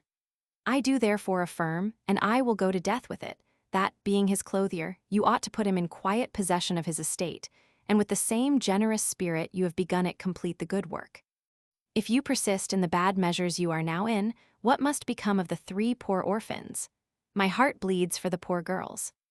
John Bull, you are all very eloquent persons, but give me leave to tell you express a great deal more concern for the 3 girls than for me. I think my interest ought to be considered in the first place. As for you, Hocus, I can't but say you have managed my lawsuit with great address and much to my honor, and, though I say it, you have been well paid for it. Why must the burden be taken off Frog's back and laid upon my shoulders? He can drive about his own parks and fields in his gilt chariot, when I have been forced to mortgage my estate. His note will go farther than my bond. Is it not matter of fact that from the richest tradesman in all the country, I am reduced to beg and borrow from scriveners and usurers that suck the heart, blood, and guts out of me? And what is all this for? Did you like Frog's countenance better than mine? Was not I your old friend and relation? Have I not presented you nobly? Have I not clad your whole family? Have you not had 100 yards at a time of the finest cloth in my shop? Why must the rest of the tradesmen be not only indemnified from charges, but forbid to go on with their own business, and what is more their concern than mine? As to holding out this term, I appeal to your own conscience. Has not that been your constant discourse these 6 years? 1 term more and old Lewis goes to pot. If thou art so fond of my cause, be generous for once, and lend me a brace of thousands. Ah, Hocus, Hocus, I know thee, not a sous to save me from jail, I trow. Look ye, gentlemen, I have lived with credit in the world, and it grieves my heart never to stir out of my doors but to be pulled by the sleeve by some rascally dun or other. Sir, remember my bill. There's a small concern of £1,000, I hope you think on't, sir. And to have these usurers transact my debts at coffee-houses and ale-houses, as if I were going to break up shop. Lord, that ever the rich, the generous John Bull, clothier, the envy of all his neighbors, should be brought to compound his debts for 5 shillings in the pound, and to have his name in an advertisement for a statute of bankrupt. The thought of it makes me mad. I have read somewhere in the Apocrypha that one should not consult with a woman touching her of whom she is jealous, nor with a merchant concerning exchange, nor with a buyer of selling, nor with an unmerciful man of kindness, etc. I could have added 1 thing more, nor with an attorney about compounding a lawsuit. The ejectment of Lord Strutt will never do. The evidence is crimp. The witnesses swear backwards and forwards and contradict themselves, and his tenants stick by him. One tells me that I must carry on my suit because Lewis is poor, another because he is still too rich. Whom shall I believe?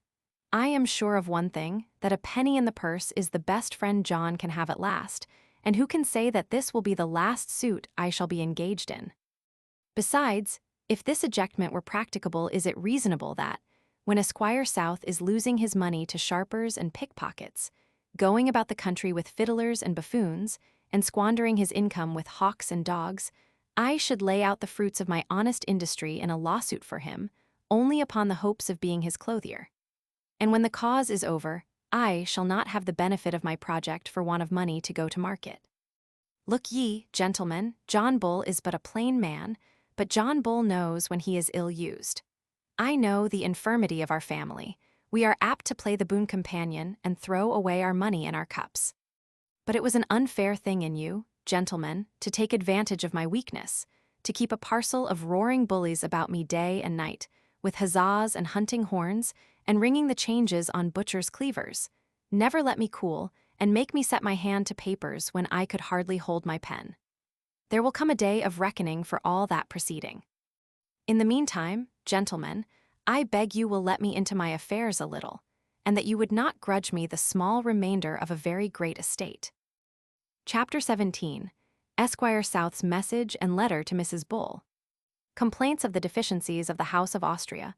Prince Eugene's journey and message. The arguments used by Hocus and the rest of the guardians had hitherto proved insufficient. John and his wife could not be persuaded to bear the expense of Esquire South's lawsuit.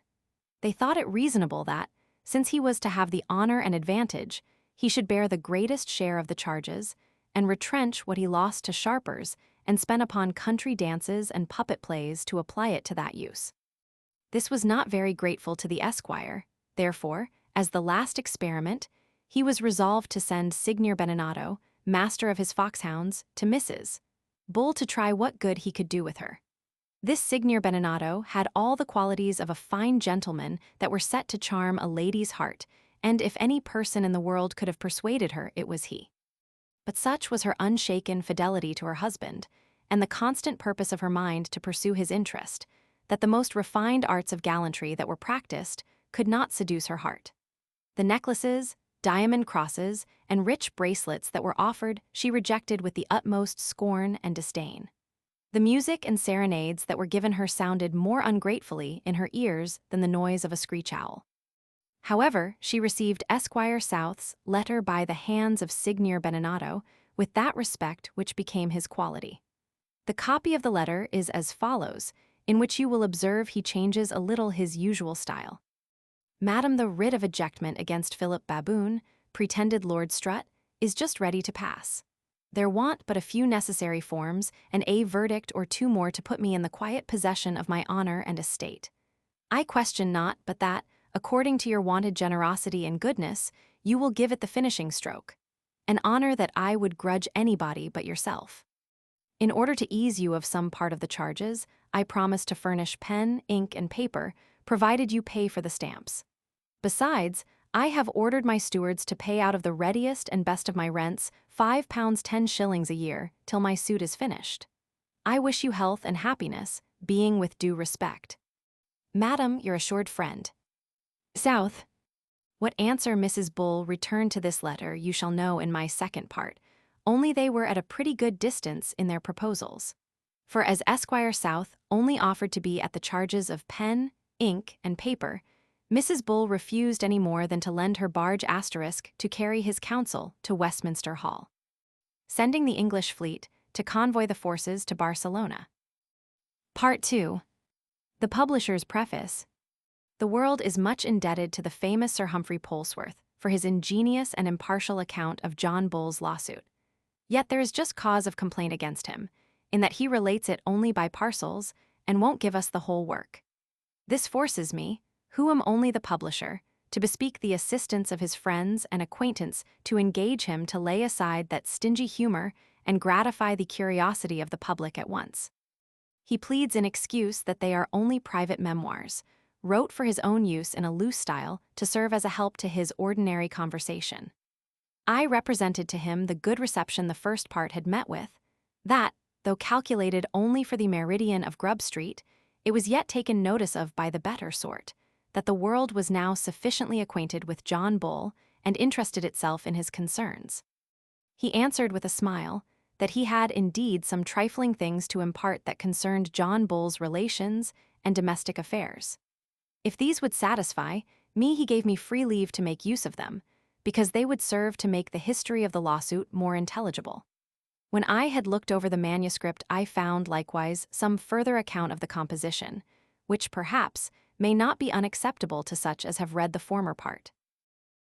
Chapter 1. The character of John Bull's mother. The Church of England. John had a mother whom he loved and honored extremely, a discreet, grave, sober, good-conditioned, cleanly old gentlewoman as ever lived. She was none of your cross-grained, termagant, scolding jades that one had as good be hanged as live in the house with, such as are always censuring the conduct and telling scandalous stories of their neighbors, extolling their own good qualities and undervaluing those of others. On the contrary, she was of a meek spirit, and, as she was strictly virtuous herself, so she always put the best construction upon the words and actions of her neighbors, except where they were irreconcilable to the rules of honesty and decency. She was neither one of your precise prudes, nor one of your fantastical old belles that dressed themselves like girls of 15, as she neither wore a rough forehead cloth nor high-crowned hat, so she had laid aside feathers, flowers, and crimped ribbons in her head-dress, furbelow scarfs, and hooped petticoats. She scorned to patch and paint, yet she loved to keep her hands and her face clean. Though she wore no flaunting laced ruffles, she would not keep herself in a constant sweat with greasy flannel. Though her hair was not stuck with jewels, she was not ashamed of a diamond cross. She was not, like some ladies, hung about with toys and trinkets, tweezer cases, pocket glasses, and essence bottles. She used only a gold watch and an almanac to mark the hours and the holy days. Her furniture was neat and genteel, well fancied with a bon gout. As she affected not the grandeur of a state with a canopy, she thought there was no offense in an elbow chair. She had laid aside your carving, gilding, and Japan work as being too apt to gather dirt. But she never could be prevailed upon to part with plain wainscot and clean hangings. There are some ladies that affect to smell a stink in everything. They are always highly perfumed, and continually burning frankincense in their rooms. She was above such affectation, yet she never would lay aside the use of brooms and scrubbing brushes, and scrupled not to lay her linen in fresh lavender. She was no less genteel in her behavior, well-bred, without affectation, in the due mean between one of your affected, curtsying pieces of formality and your romps that have no regard to the common rules of civility. There are some ladies that affect a mighty regard for their relations. We must not eat today, for my Uncle Tom, or my Cousin Betty, died this time 10 years. Let's have a ball tonight, it is my neighbor such-a-one's birthday. She looked upon all this as grimace, yet she constantly observed her husband's birthday, her wedding day, and some few more. Though she was a truly good woman, and had a sincere motherly love for her son John, yet there wanted not those who endeavored to create a misunderstanding between them, and they had so far prevailed with him once that he turned her out of doors, to his great sorrow, as he found afterwards, for his affairs went on at 6s and 7s. She was no less judicious in the turn of her conversation and choice of her studies, in which she far exceeded all her sex. Your rakes that hate the company of all sober, grave gentlewomen would bear hers, and she would, by her handsome manner of proceeding, sooner reclaim than some that were more sour and reserved. She was a zealous preacher up of conjugal fidelity in wives, and by no means a friend to the newfangled doctrine of the indispensable duty of change. Though she advanced her opinions with a becoming assurance, yet she never ushered them in as some positive creatures will do, with dogmatical assertions. This is infallible. I cannot be mistaken. None but a rogue can deny it. It has been observed that such people are oftener in the wrong than anybody. Though she had 1,000 good qualities, she was not without her faults, amongst which one might, perhaps, reckon too great lenity to her servants, to whom she always gave good counsel, but often too gentle correction. I thought I could not say less of John Bull's mother, because she bears a part in the following transactions. Chapter 2. The character of John Bull's sister Peg, with the quarrels that happened between Master and Miss in their childhood. The nation and church of Scotland. John had a sister, a poor girl that had been starved at nurse. Anybody would have guessed Miss to have been bred up under the influence of a cruel stepdame, and John to be the fondling of a tender mother. John looked ruddy and plump, with a pair of cheeks like a trumpeter. Miss looked pale and wan, as if she had the green sickness, and no wonder, for John was the darling. He had all the good bits, was crammed with good pullet, chicken, pig, goose, and capon, while Miss had only a little oatmeal and water or a dry crust without butter. John had his golden pippins, peaches, and nectarines, poor Miss a crabapple, sloe, or a blackberry. Master lay in the best apartment, with his bedchamber towards the south sun. Miss lodged in a garret exposed to the north wind, which shriveled her countenance. However, this usage, though it stunted the girl in her growth, gave her a hardy constitution. She had life and spirit in abundance, and knew when she was ill-used. Now and then she would seize upon John's commons, snatch a leg of a pullet, or a bit of good beef, for which they were sure to go to fisticuffs. Master was indeed too strong for her, but Miss would not yield in the least point. But even when Master had got her down, she would scratch and bite like a tiger. When he gave her a cuff on the ear, she would prick him with her knitting needle. John brought a great chain one day to tie her to the bedpost, for which affront Miss aimed a penknife at his heart. In short, these quarrels grew up to rooted aversions. They gave one another nicknames, though the girl was a tight clever wench as any was, and through her pale looks you might discern spirit and vivacity, which made her not indeed a perfect beauty, but something that was agreeable. It was barbarous in parents not to take notice of these early quarrels, and make them live better together, such domestic feuds proving afterwards the occasion of misfortunes to them both.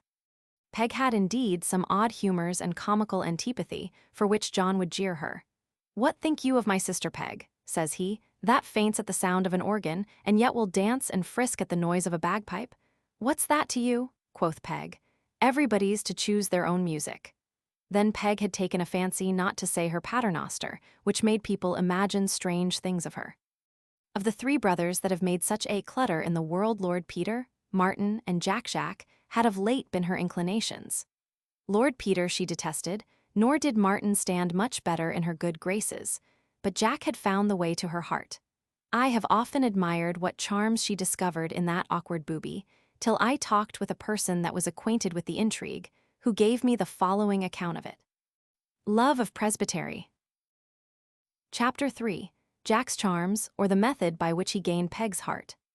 Character of the Presbyterians. In the first place, Jack was a very young fellow, by much the youngest of the three brothers, and people, indeed, wondered how such a young upstart jackanapes should grow so pert and saucy, and take so much upon him. Jack bragged of greater abilities than other men. He was well gifted, as he pretended. I need not tell you what secret influence that has upon the ladies. Jack had a most scandalous tongue, and persuaded Peg that all mankind, besides himself, were plagued by that scarlet-faced woman, Signora Bubonia. As for his brother, Lord Peter, the tokens were evident on him blotches and scabs. His brother Martin, though he was not quite so bad, had some nocturnal pains, which his friends pretended were only scorbutical, but he was sure it proceeded from a worse cause. By such malicious insinuations, he had possessed the lady that he was the only man in the world of a sound, pure, and untainted constitution, though there were some that stuck not to say that Signora Bubonia and Jack railed at one another only the better to hide an intrigue, and that Jack had been found with Signora under his cloak, carrying her home on a dark, stormy night. The woman of Babylon, or the Pope. Jack was a prodigious ogler. He would ogle you the outside of his eye inward, and the white upward. Jack gave himself out for a man of a great estate in the Fortunate Islands, of which the sole property was vested in his person. By this trick he cheated abundance of poor people of small sums, pretending to make over plantations in the said islands. But when the poor wretches came there with Jack's grant, they were beat, mocked, and turned out of doors. I told you that Peg was whimsical and loved anything that was particular. In that way Jack was her man, for he neither thought, spoke, dressed, nor acted like other mortals. He was for your bold strokes. He railed at fops, though he was himself the most affected in the world. Instead of the common fashion, he would visit his mistress in a morning cloak, band, short cuffs, and a peaked beard. He invented a way of coming into a room backwards, which he said showed more humility and less affectation. Where other people stood, he sat. Where they sat, he stood. When he went to court, he used to kick away the state and sit down by his prince cheek by jowl. Confound these states, says he, they are a modern invention. When he spoke to his prince, he always turned his back upon him. If he was advised to fast for his health, he would eat roast beef. If he was allowed a more plentiful diet, then he would be sure that day to live upon water gruel. He would cry at a wedding, laugh, and make jests at a funeral. He was no less singular in his opinions. You would have burst your sides to hear him talk of politics. All government, says he, is founded upon the right distribution of punishments. Decent executions keep the world in awe. For that reason, the majority of mankind ought to be hanged every year. For example, I suppose the magistrate ought to pass an irreversible sentence upon all blue-eyed children from the cradle. But that there may be some show of justice in this proceeding, these children ought to be trained up by masters, appointed for that purpose, to all sorts of villainy, that they may deserve their fate, and the execution of them may serve as an object of terror to the rest of mankind. As to the giving of pardons, he had this singular method, that when these wretches had the rope about their necks, it should be inquired who believed they should be hanged and who not. The first were to be pardoned, the last hanged outright. Such as were once pardoned were never to be hanged afterwards for any crime whatsoever. He had such skill in physiognomy that he would pronounce peremptorily upon a man's face. That fellow, says he, do what he will, can't avoid hanging, he has a hanging look. By the same art, he would prognosticate a principality to a scoundrel. Absolute predestination and reprobation. Saving faith, a belief that one shall certainly be saved. He was no less particular in the choice of his studies. They were generally bent towards exploded chimeras the perpetuum mobile, the circular shot, philosopher's stone, silent gunpowder, making chains for fleas, nets for flies, and instruments to unravel cobwebs and split hairs. The learning of the Presbyterians. Thus, I think, I have given a distinct account of the methods he practiced upon Peg. Her brother would now and then ask her, "What dost thou see in that pragmatical coxcomb to make thee so in love with him? He is a fit match for a tailor's or a shoemaker's daughter, but not for you that are a gentlewoman. Fancy is free, quoth Peg. I'll take my own way, do you take yours? I do not care for your flaunting beaux, that gang with their breasts open, and their sarks over their waistcoats, that accost me with set speeches out of Sydney's Arcadia, or the Academy of Compliments. Jack is a sober, grave young man, though he has none of your studied harangues, his meaning is sincere. He has a great regard to his father's will, and he that shows himself a good son will make a good husband. Besides, I know he has the original deed of conveyance to the Fortunate Islands, the others are counterfeits. There is nothing so obstinate as a young lady in her amours, the more you cross her, the worse she is. Chapter 4. How the relations reconciled John and his sister Peg, and what return Peg made to John's message. The Treaty of Union. Reason of it. The succession not being settled in Scotland. Fears for the Presbyterian church government, and of being burdened with the English national debts. John Bull, otherwise a good-natured man, was very hard-hearted to his sister Peg, chiefly from an aversion he had conceived in his infancy. While he flourished, kept a warm house, and drove a plentiful trade, poor Peg was forced to go hawking and peddling about the streets selling knives, scissors, and shoe buckles.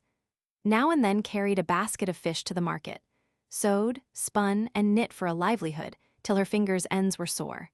And when she could not get bread for her family, she was forced to hire them out at journey work to her neighbors. Yet in these her poor circumstances, she still preserved the air and mien of a gentlewoman, a certain decent pride that extorted respect from the haughtiest of her neighbors. When she came into any full assembly, she would not yield the paw to the best of them. If one asked her, "Are not you related to John Bull?" "Yes," says she, "he has the honor to be my brother."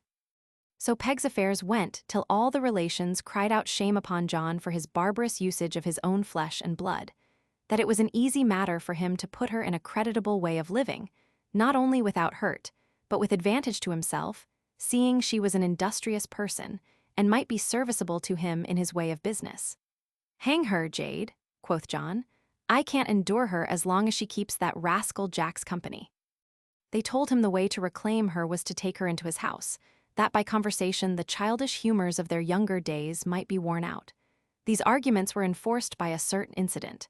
It happened that John was at that time about making his will and entailing his estate, the very same in which Nick Frog is named executor.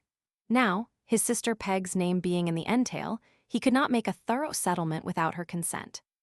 There was, indeed, a malicious story went about as if John's last wife had fallen in love with Jack as he was eating custard on horseback, that she persuaded John to take his sister into the house, the better to drive on the intrigue with Jack, concluding he would follow his mistress Peg.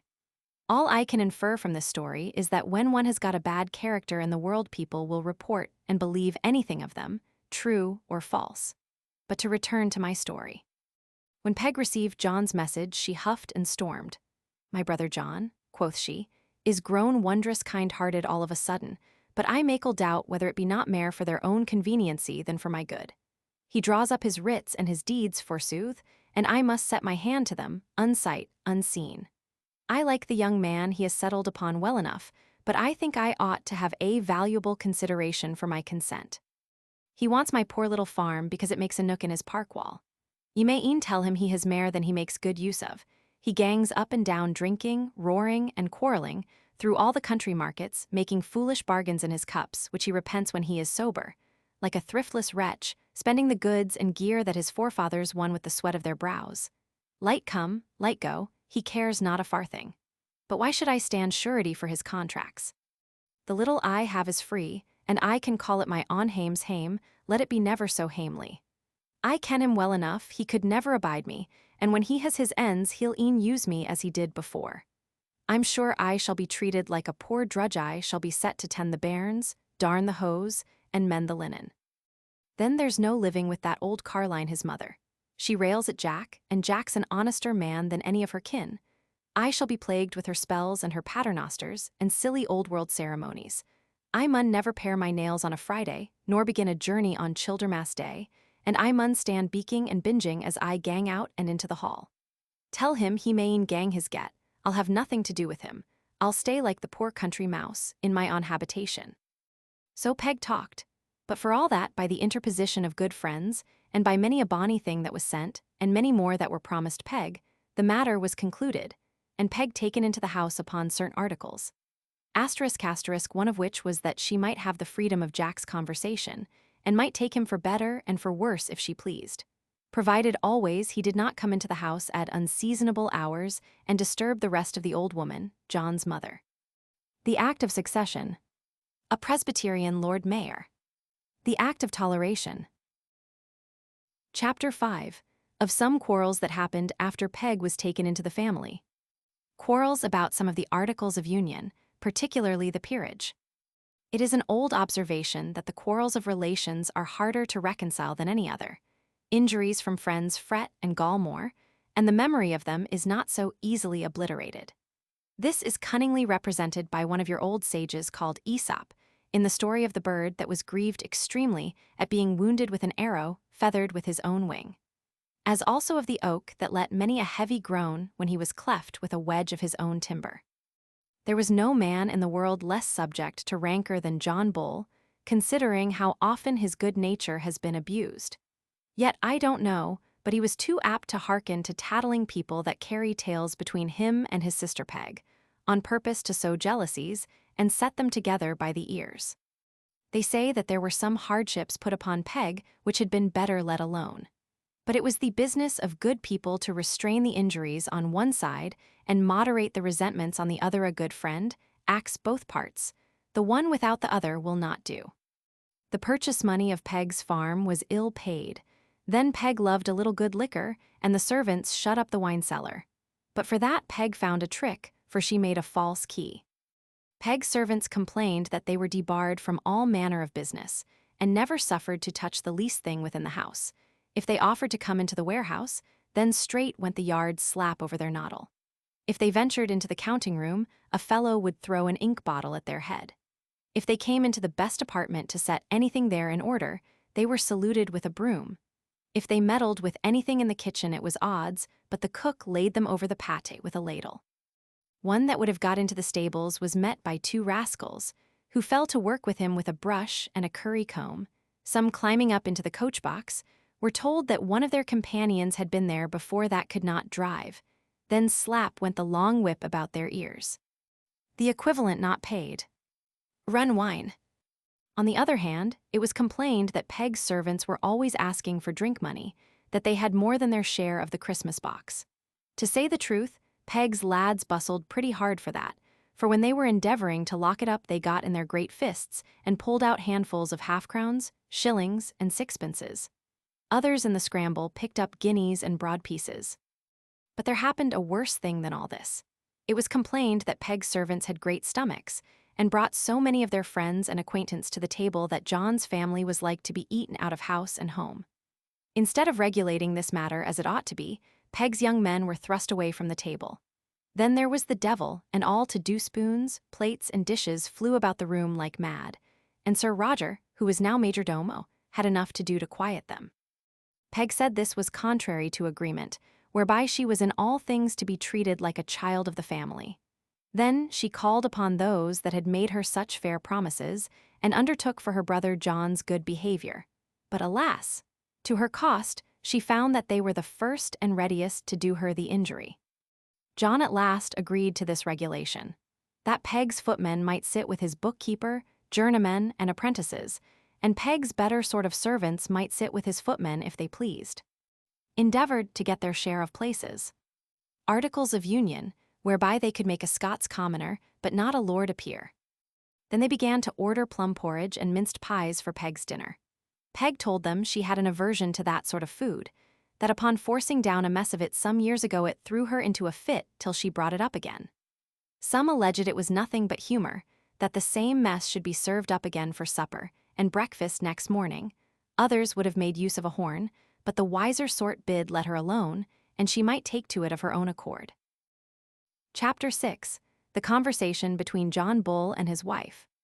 The history of the Partition Treaty.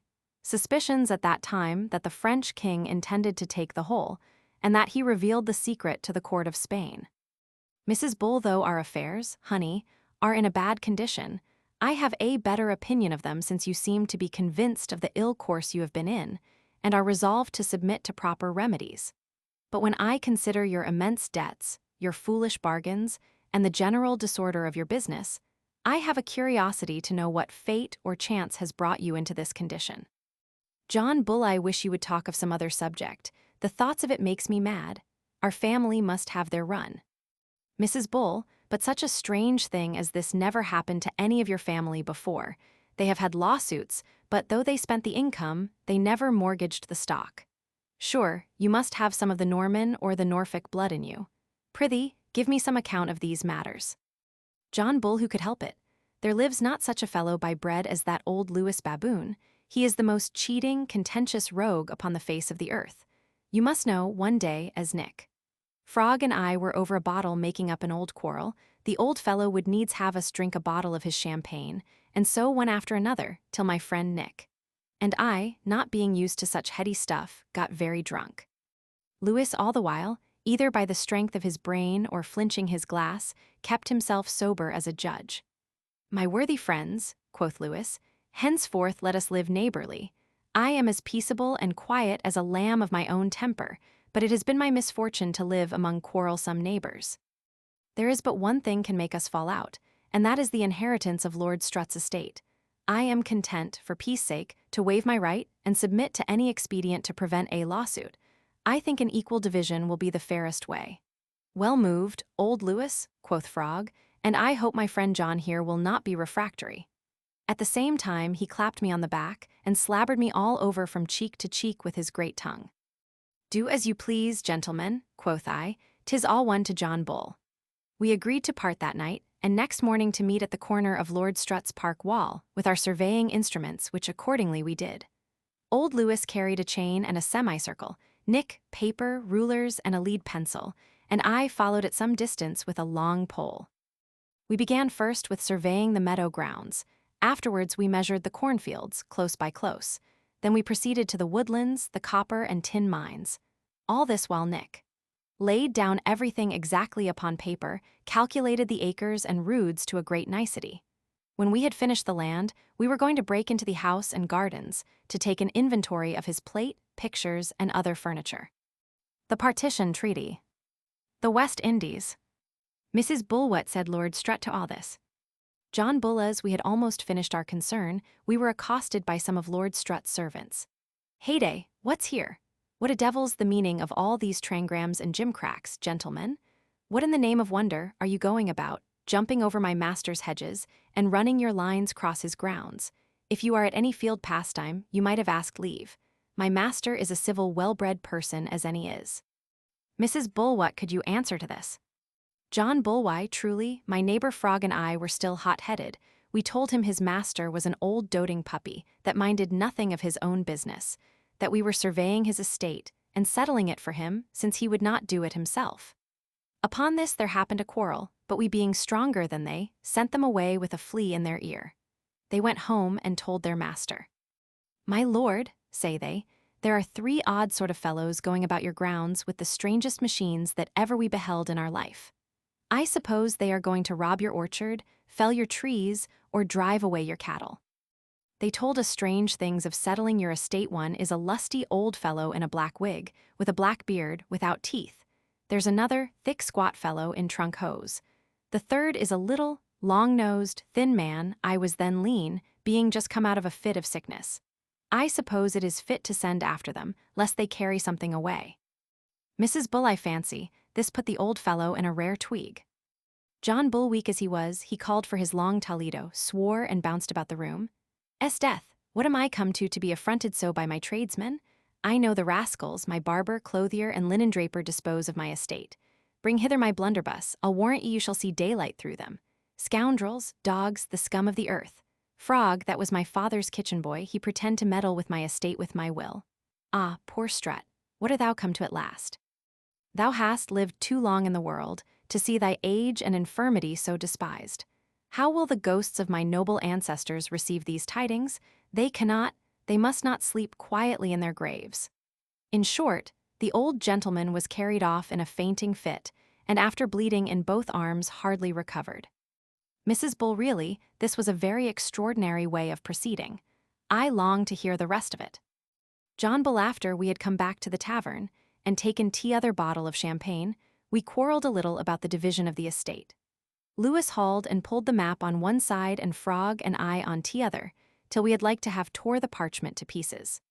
At last, Lewis pulled out a pair of great tailor's shears and clipped a corner for himself, which he said was a manner that lay convenient for him, and left Frog and me the rest to dispose of as we pleased. We were overjoyed to think Lewis was contented with so little, not smelling what was at the bottom of the plot. There happened, indeed, an incident that gave us some disturbance. A cunning fellow, one of my servants, 2 days after, peeping through the keyhole, observed that old Lewis had stole away our part of the map, and saw him fiddling and turning the map from one corner to the other, trying to join the two pieces together again. He was muttering something to himself, which he did not well hear, only these words, "'Tis great pity, 'tis great pity." My servant added that he believed this had some ill meaning. I told him he was a coxcomb, always pretending to be wiser than his companions. Lewis and I are good friends, he's an honest fellow, and I dare say will stand to his bargain. The sequel of the story proved this fellow's suspicion to be too well grounded. For Lewis revealed our whole secret to the deceased Lord Strutt, who in reward for his treachery, and revenge to Frog and me, settled his whole estate upon the present Philip Baboon. Then we understood what he meant by piecing the map together. Mrs. Bulland, were you surprised at this? Had not Lord Strutt reason to be angry? Would you have been contented to have been so used yourself? John Bull, why, truly, wife, it was not easily reconciled to the common methods, but then it was the fashion to do such things. I have read of your golden age, your silver age, etc. One might justly call this the age of the lawyers. There was hardly a man of substance in all the country but had a counterfeit that pretended to his estate. As the philosophers say that there is a duplicate of every terrestrial animal at sea, so it was in this age of the lawyers. There were at least 2 of everything. Nay, oh my conscience, I think there were 3 Esquire Hackhams at one time. In short, it was usual for a parcel of fellows to meet and dispose of the whole estates in the country. This lies convenient for me, Tom. Thou wouldst do more good with that, Dick, than the old fellow that has it. So to law they went with the true owners, the lawyers got well by it, everybody else was undone. It was a common thing for an honest man when he came home at night to find another fellow domineering in his family, hectoring his servants, and calling for supper. In every house you might observe 2 Sojas quarreling who was master. For my own part, I am still afraid of the same treatment, that I should find somebody behind my counter selling my broadcloth. Several pretenders at that time. * Kings of England. Mrs. Bull, there is a sort of fellows they call banterers and bamboozlers that play such tricks, but it seems these fellows were in earnest. John Bull, I begin to think that justice is a better rule than conveniency, for all some people make so slight on it. Chapter 7. Of the hard shifts, Mrs. Bull was put to preserve the manner of Bullock's hatch, with Sir Roger's method to keep off importunate duns. Some attempts to destroy the public credit at that time, manners of the Earl of Oxford. As John Bull and his wife were talking together, they were surprised with a sudden knocking at the door. "Those wicked scriveners and lawyers, no doubt," quoth John, and so it was, some asking for the money he owed, and others warning to prepare for the approaching term. "What a cursed life do I lead," quoth John. "Debt is like deadly sin. For God's sake, Sir Roger, get me rid of the fellows." "I'll warrant you," quoth Sir Roger, "leave them to me." And, indeed, it was pleasant enough to observe Sir Roger's method with these importunate duns. His sincere friendship for John Bull made him submit to many things for his service, which he would have scorned to have done for himself. Sometimes he would stand at the door with his long staff to keep off the duns, until John got out at the back door. When the lawyers and tradesmen brought extravagant bills, Sir Roger used to bargain beforehand for leave to cut off 1/4 of a yard in any part of the bill he pleased. He wore a pair of scissors in his pocket for this purpose, and would snip it off so nicely as you cannot imagine. Like a true goldsmith, he kept all your holidays. There was not one wanting in his calendar. When ready money was scarce, he would set them a-telling £1,000 in sixpences, groats, and threepenny pieces. It would have done your heart good to have seen him charge through an army of lawyers, attorneys, clerks, and tradesmen, sometimes with sword in hand, at other times nuzzling like an eel in the mud. When a fellow stuck like a burr, that there was no shaking him off. He used to be mighty inquisitive about the health of his uncles and aunts in the country. He could call them all by their names, for he knew everybody, and could talk to them in their own way.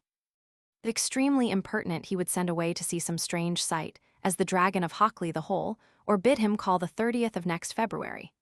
Now and then you would see him in the kitchen, weighing the beef and butter, paying ready money, that the maids might not run a tick at the market, and the butchers, by bribing of them, sell damaged and light meat. Another time he would slip into the cellar and gauge the casks. In his leisure minutes he was posting his books and gathering in his debts. Such frugal methods were necessary, where money was so scarce and duns so numerous. All this while John kept his credit, could show his head both at 'Change and Westminster Hall. No man protested his bill nor refused his bond, only the sharpers and the scriveners, the lawyers and other clerks pelted Sir Roger as he went along. The squirters were at it with their kennel water, for they were mad for the loss of their bubble, and that they could not get him to mortgage the manor of Bullock's Hatch. Sir Roger shook his ears and nuzzled along, well satisfied within himself that he was doing a charitable work in rescuing an honest man from the claws of harpies and bloodsuckers. Mrs. Bull did all that an affectionate wife, and a good housewife, could do. Yet the boundaries of virtues are indivisible lines. It is impossible to march up close to the frontiers of frugality without entering the territories of parsimony. Your good housewives are apt to look into the minutest things. Therefore some blamed Mrs. Bull for new heel-piecing of her shoes, grudging a quarter of a pound of soap and sand to scour the room's asterisk. But especially that she would not allow her maids and apprentices the benefit of John Bunyan, the London apprentices, or the 7 champions in the black letter. Some regulations as to the purveyance in the Queen's family. 2 great savings in the House of Commons. Asterisk restraining the liberty of the press by Act of Parliament. Chapter 8. A continuation of the conversation betwixt John Bull and his wife. Mrs. Bullet is a most sad life we lead, my dear, to be so teased, paying interest for old debts and still contracting new ones. However, I don't blame you for vindicating your honor and chastising old Lewis. To curb the insolent, protect the oppressed, recover one's own, and defend what one has are good effects of the law. The only thing I want to know is how you came to make an end of your money before you finished your suit. John Bull, I was told by the learned in the law that my suit stood upon 3 firm pillars: more money for more law for more money, and no composition. More money for more law was plain to a demonstration, for who can go to law without money? And it was plain that any man that has money may have law for it. The third was as evident as the other 2, for what composition could be made with a rogue that never kept a word he said? Mrs. Bull, I think you are most likely to get out of this labyrinth by the second door, by want of ready money to purchase this precious commodity. But you seem not only to have bought too much of it, but have paid too dear for what you bought. Else how was it possible to run so much in debt, when at this very time the yearly income of what is mortgaged to those usurers would discharge Hocus's bills, and give you your bellyful of law for all your life, without running 1 sixpence in debt? You have been bred up to business. I suppose you can cipher. I wonder you never used your pen and ink. John Bull, now you urge me too far. Prithee, dear wife, hold thy tongue. Suppose a young heir, heedless, raw, and inexperienced, full of spirit and vigor, with a favorite passion, in the hands of money scriveners. Such fellows are like your wire-drawing mills. If they get hold of a man's finger, they will pull in his whole body at last, till they squeeze the heart, blood, and guts out of him. When I wanted money, 6 of these fellows were always waiting in my antechamber with their securities ready drawn. I was tempted with the ready, some farm or other went to pot. I received with one hand, and paid it away with the other to lawyers that, like so many hell-hounds, were ready to devour me. Then the rogues would plead poverty and scarcity of money, which always ended in receiving 90 for the 100. After they had got possession of my best rents, they were able to supply me with my own money. But, what was worse, when I looked into the securities there was no clause of redemption. Methods of preying upon the necessities of the government. Mrs. Bull, no clause of redemption, say you? That's hard. John Bull, no great matter, for I cannot pay them. They had got a worse trick than that. The same man bought and sold to himself, paid the money, and gave the acquittance. The same man was butcher and grazier, brewer and butler, cook and poulterer. There is something still worse than all this. There came 20 bills upon me at once, which I had given money to discharge. I was like to be pulled to pieces by brewer, butcher, and baker, Even my herbwoman done me as I went along the streets. Thanks to my friend Sir Roger, else I must have gone to jail. When I asked the meaning of this, I was told the money went to the lawyers. Counsel won't tick, sir. Hocus was urging. My bookkeeper sat sodding all day, playing at put and all fours. In short, by griping usurers, devouring lawyers, and negligent servants, I am brought to this pass. Mrs. Bull, this was hard usage, but methinks the least reflection might have retrieved you. John Bull, 'tis true, yet consider my circumstances, my honor was engaged, and I did not know how to get out. Besides, I was for 5 years often drunk, always muddled. They carried me from tavern to alehouses and brandy shops, and brought me acquainted with such strange dogs. There goes the prettiest fellow in the world, says one, for managing a jury, make him yours. There's another can pick you up witnesses. Sergeant such a one has a silver tongue at the bar. I believe, in time I should have retained every single person within the Inns of Court. The night after a trial I treated the lawyers, their wives, and daughters, with fiddles, hautboys, drums, and trumpets. I was always hot-headed. Then they placed me in the middle, the attorneys and their clerks dancing about me, whooping and hollowing, "Long live John Bull, the glory and support of the law." Hiring still more troops. Mrs. Bull, really, husband, you went through a very notable course. John Bull, one of the things that first alarmed me was that they showed a spite against my poor old mother. Lord, quoth I, what makes you so jealous of a poor, old, innocent gentlewoman that minds only her prayers and her practice of piety? She never meddles in any of your concerns. Fob, say they, to see a handsome, brisk, genteel young fellow so much governed by a doting old woman. Do you consider she keeps you out of a good jointure? She has the best of your estate settled upon her for a rent charge.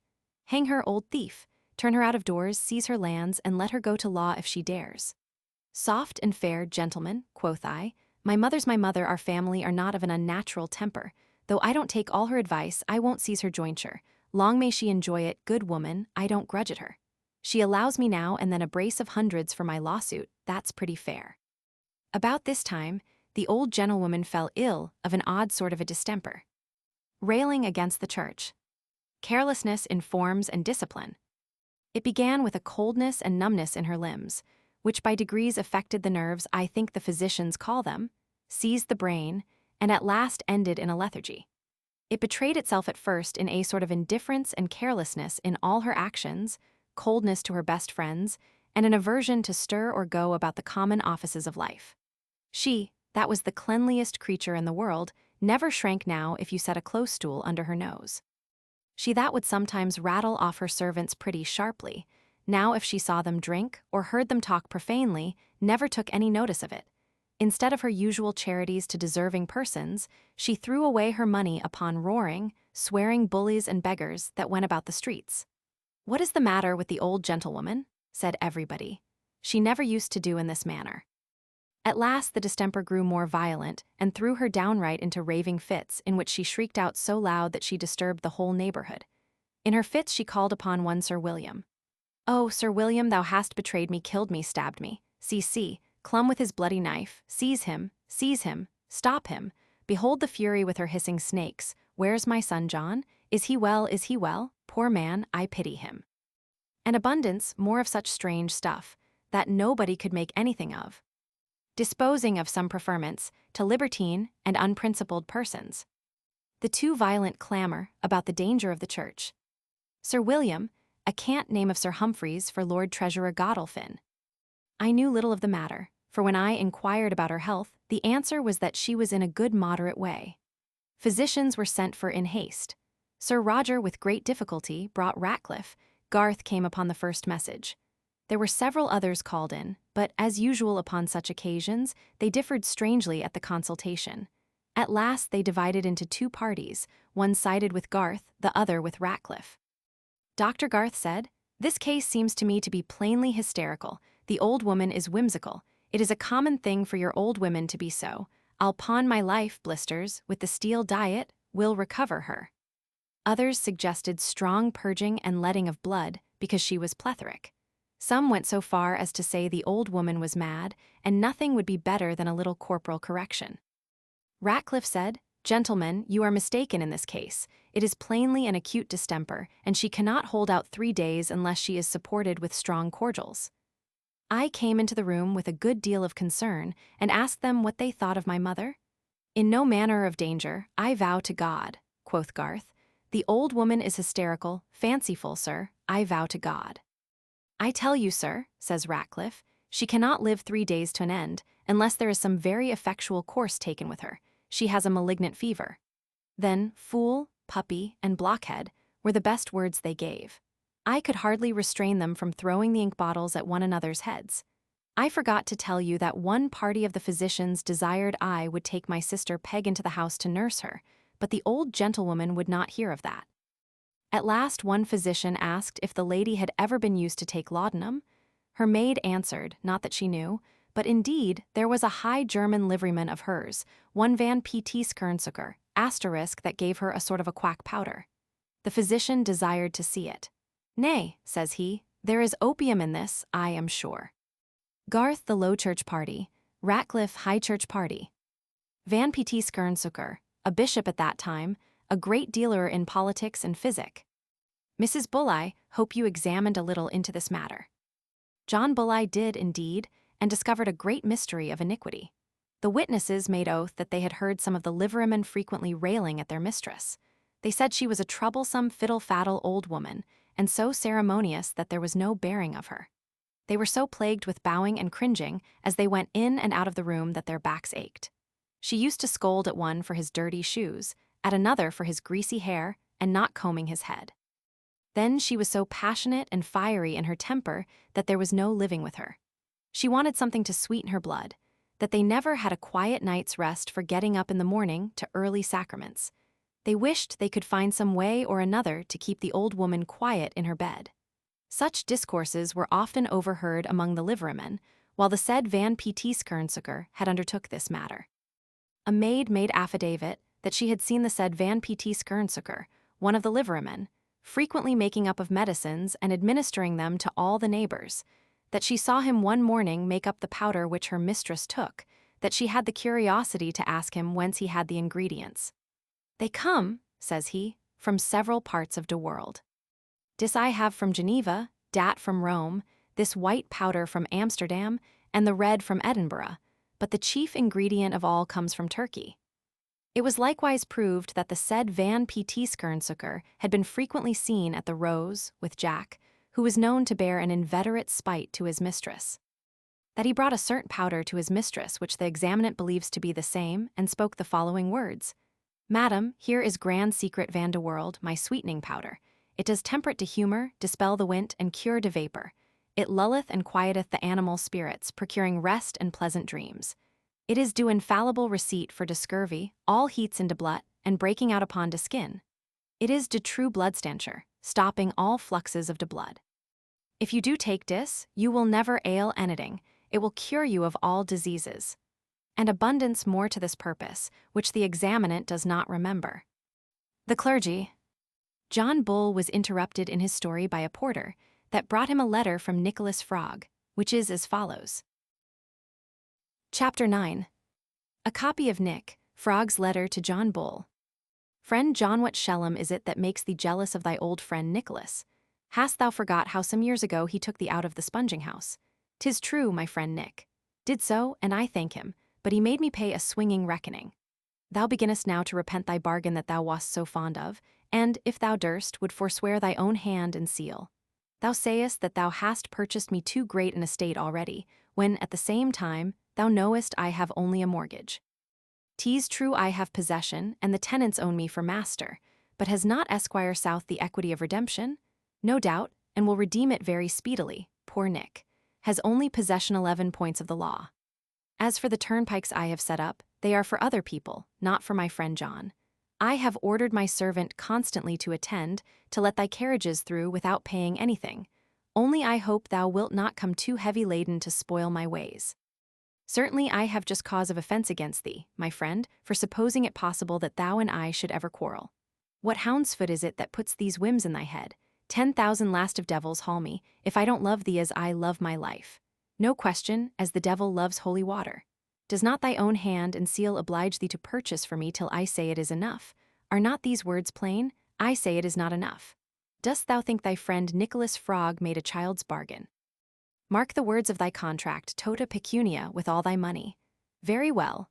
I have purchased with my own money, my children's and my grandchildren's money. Is not that enough?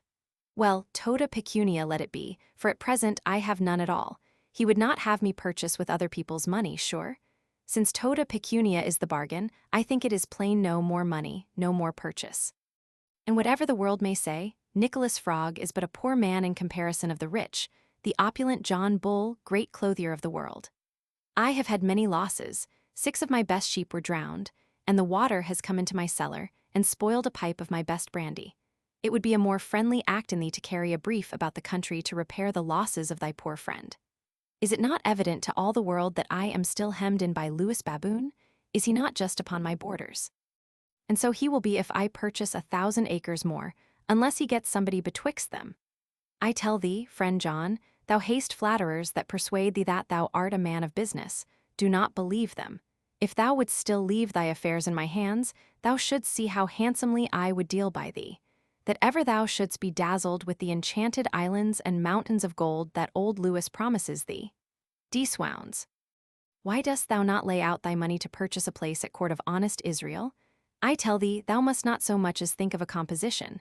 Not think of a composition, that's hard indeed. I can't help thinking of it if I would.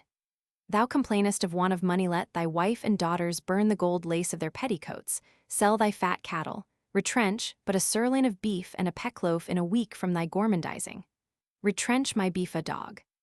Retrench my beef, then it is plain the rascal has an ill design upon me. He would starve me. Mortgage thy manor of Bullock's Hatch, or pawn thy crop for 10 years.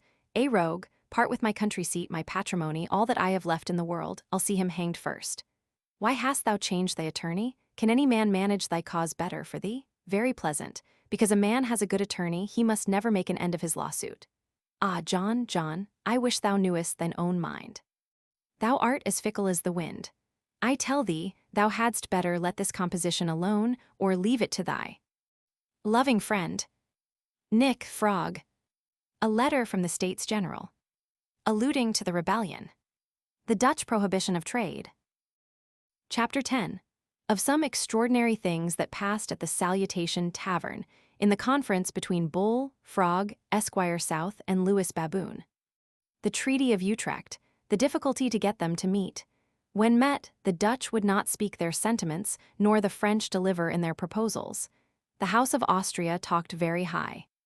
Frog had given his word that he would meet the above-mentioned company at the Salutation, to talk of this agreement. Though he durst not directly break his appointment, he made many a shuffling excuse. One time he pretended to be seized with the gout in his right knee, then he got a great cold that had struck him deaf of one ear. Afterwards 2 of his coach horses fell sick, and he durst not go by water for fear of catching an ague. John would take no excuse, but hurried him away. Come, Nick, says he, let's go and hear at least what this old fellow has to propose. I hope there's no hurt in that. Be it so, quoth Nick, but if I catch any harm, woe be to you, my wife and children will curse you as long as they live. When they were come to the Salutation, John concluded all was sure then, and that he should be troubled no more with law affairs. He thought everybody as plain and sincere as he was. Well, neighbors, quoth he, let's now make an end of all matters and live peaceably together for the time to come. If everybody is as well inclined as I, we shall quickly come to the upshot of our affair. And so, pointing to Frog to say something, to the great surprise of all the company, Frog was seized with a dead palsy in the tongue. John began to ask him some plain questions, and whooped and hallooed in his ear. Let's come to the point. Nick, who wouldst thou have to be Lord Strut? Wouldst thou have Philip Baboon? Nick shook his head and said nothing. Wilt thou then have Esquire South to be Lord Strut? Nick shook his head a second time. Then who the devil wilt thou have? Say something or another. Nick opened his mouth and pointed to his tongue and cried, which was as much as to say he could not speak. John Bull, shall I serve Philip Baboon with broadcloth, and accept of the composition that he offers with the liberty of his parks and fishponds? Then Nick roared like a bull, oh. John Bull, if thou wilt not let me have them, wilt thou take them thyself?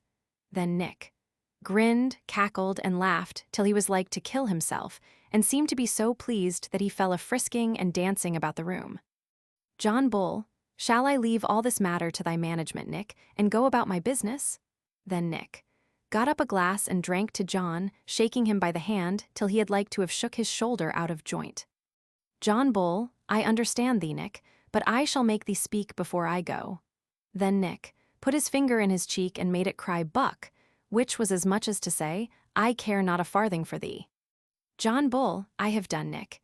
If thou wilt not speak, I'll make my own terms with old Lewis here. John, perceiving that Frog would not speak, turns to old Lewis. Since we cannot make this obstinate fellow speak, Lewis, pray condescend a little to his humor, and set down thy meaning upon paper, that he may answer it in another scrap. I am infinitely sorry, quoth Lewis, that it happened so unfortunately, for, playing a little at cudgels t'other day, a fellow has given me such a rap over the right arm that I am quite lame. I have lost the use of my forefinger and my thumb, so that I cannot hold my pen. John Bull, that's all one, let me write for you. Lewis, but I have a misfortune that I cannot read anybody's hand but my own. John Bull, try what you can do with your left hand. Lewis, that's impossible, it will make such a scrawl that it will not be legible. As they were talking of this matter, in came Esquire South, all dressed up in feathers and ribbons, stark staring mad, brandishing his sword, as if he would have cut off their heads, crying, Room, room, boys, for the grand esquire of the world, the flower of esquires. What, covered in my presence? I'll crush your souls and crack you like lice. With that he had like to have struck John Bull's hat into the fire, but John, who was pretty strong-fisted, gave him such a squeeze as made his eyes water. He went on still in his mad pranks. When I am lord of the universe, the sun shall prostrate and adore me. Thou, Frog, shalt be my bailiff, Lewis my tailor, and thou, John Bull, shalt be my fool. All this while Frog laughed in his sleeve, gave the esquire the other noggin of brandy, and clapped him on the back, which made him 10 times madder. Poor John stood in amaze, talking thus to himself. Well, John, thou art got into rare company. One has a dumb devil, the other a mad devil, and the third a spirit of infirmity. An honest man has a fine time on it amongst such rogues. What art thou asking of them after all? Some mighty boon one would think. Only to sit quietly at thy own fireside. What have I to do with such fellows? John Bull, after all his losses and crosses, can live better without them than they can without him. Would I lived 1,000 leagues off them. But the devil's in it. John Bull is in, and John Bull must get out as well as he can. As he was talking to himself, he observed Frog and old Lewis edging towards one another to whisper, asterisk, so that John was forced to sit with his arms akimbo to keep them asunder. Some attempts of secret negotiation between the French and the Dutch. Some people advised John to bleed Frog under the tongue or take away his bread and butter, which would certainly make him speak, to give Esquire South hellebore. As for Lewis, some were for emollient poultices, others for opening his arm with an incision knife. Chapter 11. The apprehending, examination, and imprisonment of Jack for suspicion of poisoning. The 4 following chapters contain the history of passing the bill against occasional conformity, and of the Whigs agreeing to it. The attentive reader cannot have forgot that the story of Van P.T. Skernsucker's powder was interrupted by a message from Frog. I have a natural compassion for curiosity, being much troubled with the distemper myself. Therefore, to gratify that uneasy itching sensation in my reader, I have procured the following account of that matter. Van P.T. Skernsucker came off, as rogues usually do upon such occasions, by peaching his partner, and being extremely forward to bring him to the gallows, Jack was accused as the contriver of all the roguery. And indeed, it happened unfortunately for the poor fellow, that he was known to bear a most inveterate spite against the old gentlewoman, and consequently, that never any ill accident happened to her, but he was suspected to be at the bottom of it. If she pricked her finger, Jack, to be sure, laid the pin in the way. If some noise in the street disturbed her rest, who could it be but Jack in some of his nocturnal rambles? If a servant ran away, Jack had debauched him. Every idle tittle-tattle that went about, Jack was always suspected for the author of it. However, all was nothing to this last affair of the temperating, moderating powder. All the misfortunes of the church charged upon the Puritan party. The hue and cry went after Jack to apprehend him dead or alive, wherever he could be found. The constables looked out for him in all his usual haunts, but to no purpose. Where d'ye think they found him at last? Even smoking his pipe, very quietly, at his brother Martin's, from whence he was carried with a vast mob at his heels before the worshipful Mr. Justice Overdue.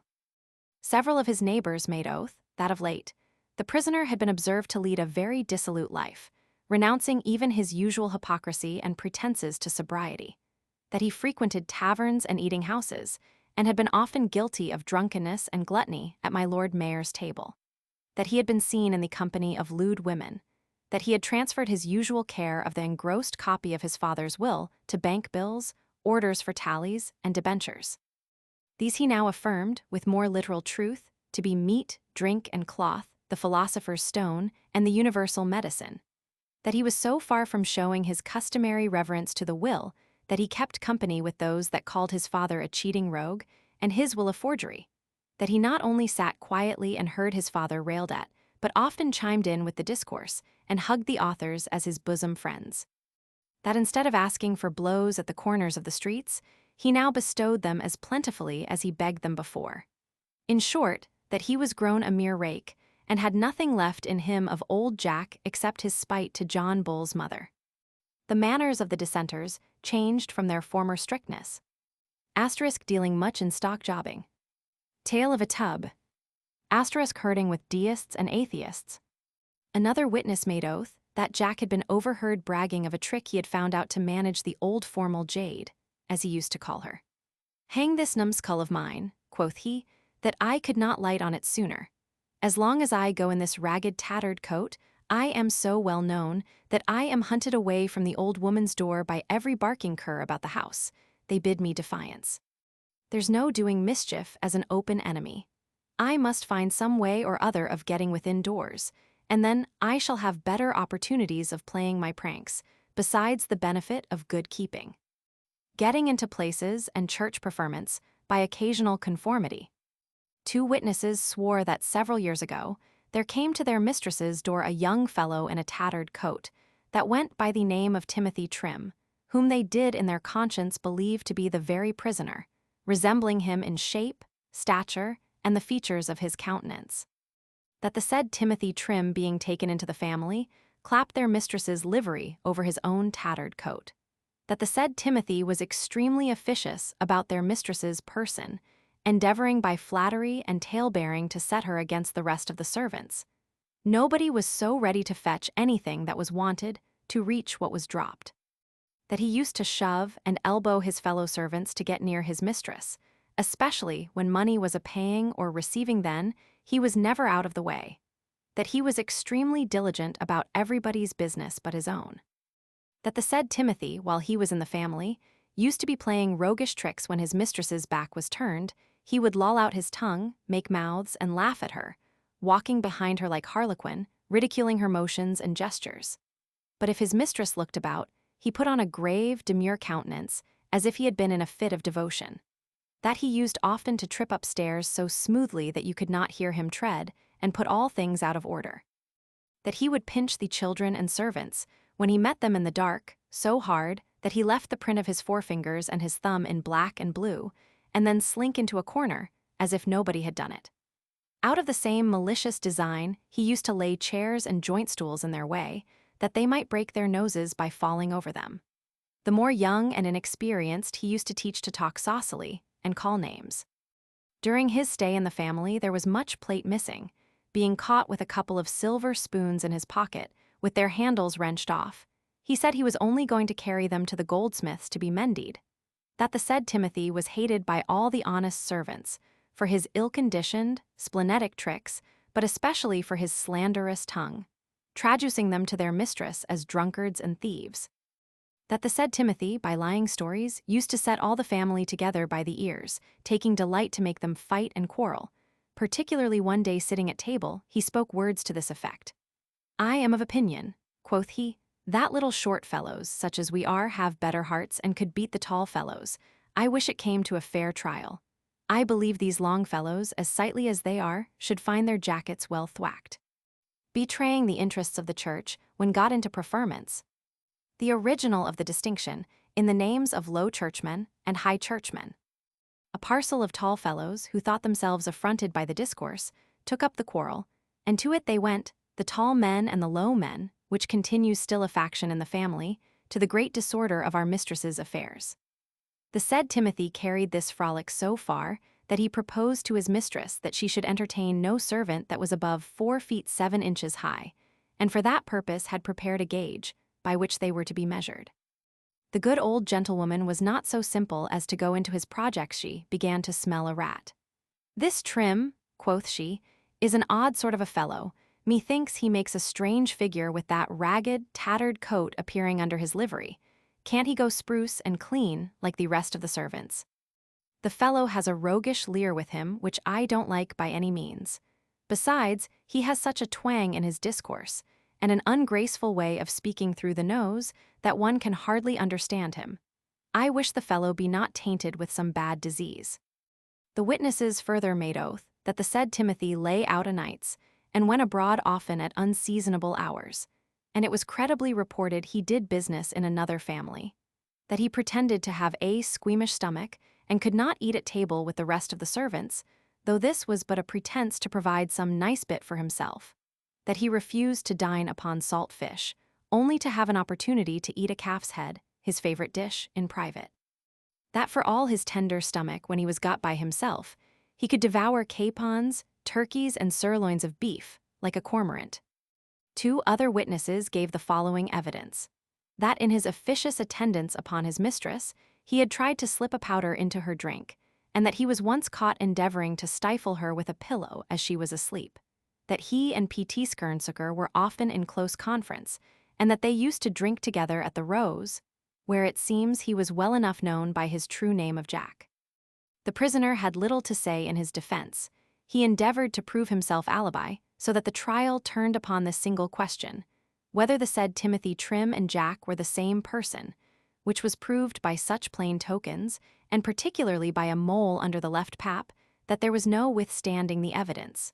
Therefore the worshipful Mr. Justice committed him, in order to his trial. Chapter 12.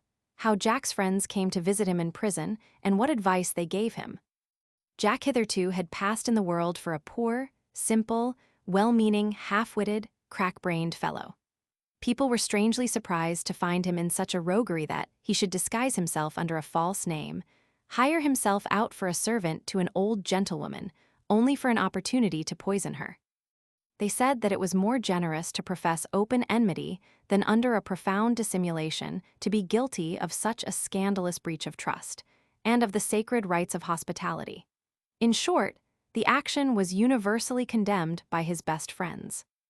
They told him in plain terms that this was come as a judgment upon him for his loose life, his gluttony, drunkenness, and avarice, for laying aside his father's will in an old moldy trunk, and turning stock jobber, newsmonger, and busybody, meddling with other people's affairs, shaking off his old serious friends, and keeping company with buffoons and pickpockets, his father's sworn enemies, that he had best throw himself upon the mercy of the court, repent, and change his manners. To say truth, Jack heard these discourses with some compunction. However, he resolved to try what his new acquaintance would do for him. They sent Habakkuk Slyboots, who delivered him the following message as the peremptory commands of his trusty companions. Habakkuk Slyboots, a certain great man who persuaded the dissenters to consent to the bill against occasional conformity as being for their interest. Habakkuk, dear Jack, I am sorry for thy misfortune. Matters have not been carried on with due secrecy. However, we must make the best of a bad bargain. Thou art in the utmost jeopardy, that's certain. Hang, draw, and quarter are the gentlest things they talk of. However, thy faithful friends, ever watchful for thy security, bid me tell thee that they have one infallible expedient left to save thy life. Thou must know we have got into some understanding with the enemy by the means of Don Diego. He assures us there is no mercy for thee, and that there is only one way left to escape. It is, indeed, somewhat out of the common road. However, be assured it is the result of most mature deliberation. A noble Tory lord. Jack, prithee tell me quickly, for my heart is sunk down in the very bottom of my belly. Hab, it is the unanimous opinion of your friends that you make as if you hanged yourself. Asterisk, they will give it out that you are quite dead, and convey your body out of prison in a bier. And John Bull, being busied with his lawsuit, will not inquire further into the matter. Consent to the bill against occasional conformity. Jack, how do you mean, make as if I hanged myself. Hab, nay, you must really hang yourself up in a true genuine rope, that there may appear no trick in it, and leave the rest to your friends. Jack, truly this is a matter of some concern, and my friends, I hope, won't take it ill if I inquire a little into the means by which they intend to deliver me. A rope and a noose are no jesting matters. Hab, why so mistrustful? Hast thou ever found us false to thee? I tell thee there is one ready to cut thee down. Jack, may I presume to ask who it is that is entrusted with so important an office? Hab, is there no end of thy hows and thy whys? That's a secret. Jack, a secret, perhaps, that I may be safely trusted with, for I am not like to tell it again. I tell you plainly, it is no strange thing for a man, before he hangs himself up, to inquire who is to cut him down. Hab, thou suspicious creature, if thou must needs know it, I tell thee it is Sir Roger, *, he has been in tears ever since thy misfortune. Don Diego, and we have laid it so that he is to be in the next room, and before the rope is well about thy neck, rest satisfied he will break in and cut thee down. Fear not, old boy, we'll do it, I'll warrant thee. It was given out that the Earl of Oxford would oppose the occasional bill, and so lose his credit with the Tories, and the dissenters did believe he would not suffer it to pass. Jack, so I must hang myself up upon hopes that Sir Roger will cut me down, and all this upon the credit of Don Diego. A fine stratagem, indeed, to save my life, that depends upon hanging Don Diego and Sir Roger. Hab, I tell thee there is a mystery in all this, my friend, a piece of profound policy. If thou knew what good this will do to the common cause, thy heart would leap for joy. I am sure thou wouldst not delay the experiment one moment. Jack, this is to the tune of all for the better. What's your cause to me when I am hanged? Hab, refractory mortal, if thou wilt not trust thy friends, take what follows. Know assuredly, before next full moon, that thou wilt be hung up in chains, or thy quarters perching upon the most conspicuous places of the kingdom. Nay, I don't believe they will be contented with hanging. They talk of impaling, or breaking on the wheel, and thou choose that before a gentle suspending of thyself for 1 minute. Hanging is not so painful a thing as thou imaginest. I have spoken with several that have undergone it. They all agree it is no manner of uneasiness. Be sure thou take good notice of the symptoms, the relation will be curious. It is but a kick or two with thy heels, and a wry mouth or so. Sir Roger will be with thee in the twinkling of an eye. Jack, but what if Sir Roger should not come? Will my friends be there to succor me? Hab, doubt it not. I will provide everything against tomorrow morning. Do thou keep thy own secret, say nothing. I tell thee it is absolutely necessary for the common good that thou shouldst go through this operation. Chapter 13. How Jack hanged himself up by the persuasion of his friends, who broke their words, and left his neck in the noose. Jack was a professed enemy to implicit faith, and yet I dare say it was never more strongly exerted nor more basely abused than upon this occasion. He was now, with his old friends, in the state of a poor disbanded officer after a peace, or rather a wounded soldier after a battle, like an old favorite of a cunning minister after the job is over, or a decayed beauty to a cloyed lover in quest of new game, or like 100 such things that one sees every day. There were new intrigues, new views, new projects on foot. Jack's life was the purchase of Diego's friendship. Much good may it do them. The interest of Hocus and Sir William Crawley, which was now more at heart, made this operation upon poor Jack absolutely necessary. You may easily guess that his rest that night was but small and much disturbed. However, the remaining part of his time he did not employ, as his custom was formerly, in prayer, meditation, or singing a double verse of a psalm, but amused himself with disposing of his bank stock. Many a doubt, many a qualm, overspread his clouded imagination. Must I then, quoth he, hang up my own personal, natural, individual self with these 2 hands, dura sermo? What if I should be cut down, as my friends tell me? There is something infamous in the very attempt. The world will conclude I had a guilty conscience. Is it possible that good man, Sir Roger, can have so much pity upon an unfortunate scoundrel that has persecuted him so many years? No, it cannot be. I don't love favors that pass through Don Diego's hands. On the other side, my blood chills about my heart at the thought of these rogues with their bloody hands pulling out my very entrails. Hang it, for once I'll trust my friends. So Jack resolved, but he had done more wisely to have put himself upon the trial of his country and made his defense in form, Many things happen between the cup and the lip. Witnesses might have been bribed, juries managed, or prosecution stopped. But so it was, Jack for this time had a sufficient stock of implicit faith, which led him to his ruin, as the sequel of the story shows. And now the fatal day was come in which he was to try this hanging experiment. His friends did not fail him at the appointed hour to see it put in practice. Habakkuk brought him a smooth, strong, tough rope made of many a ply of wholesome Scandinavian hemp, compactly twisted together, with a noose that slipped as glib as a birdcatcher's gin. Jack shrank and grew pale at first sight of it. He handled it, he measured it, stretched it, fixed it against the iron bar of the window to try its strength, but no familiarity could reconcile him to it. He found fault with the length, the thickness, and the twist, nay, the very color did not please him. "Will nothing less than hanging serve?" quoth Jack. "Won't my enemies take bail for my good behavior? Will they accept of a fine, or be satisfied with the pillory and imprisonment, a good round whipping, or burning in the cheek? Hab, nothing but your blood will appease their rage. Make haste, else we shall be discovered. There's nothing like surprising the rogues. How they will be disappointed when they hear that thou hast prevented their revenge and hanged thine own self." "Jack, that's true, but what if I should do it in effigies? Is there never an old pope or pretender to hang up in my stead? We are not so unlike, but it may pass." "Hab, that can never be put upon Sir Roger." "Jack, are you sure he is in the next room? Have you provided a very sharp knife, in case of the worst?" "Hab, dost take me for a common liar? Be satisfied, no damage can happen to your person, your friends will take care of that." "Jack, mayn't I quilt my rope? It galls my neck strangely. Besides, I don't like this running knot. It holds too tight, I may be stifled all of a sudden." "Hab, thou hast so many ifs and ands. Prithee dispatch, it might have been over before this time." "Jack, but now I think on't, I would fain settle some affairs for fear of the worst. Have a little patience." "Hab, there's no having patience. Thou art such a faintling, silly creature." "Jacko, thou most detestable, abominable passive obedience. Did I ever imagine I should become thy votary in so pregnant an instance? How will my brother Martin laugh at this story, to see himself outdone in his own calling?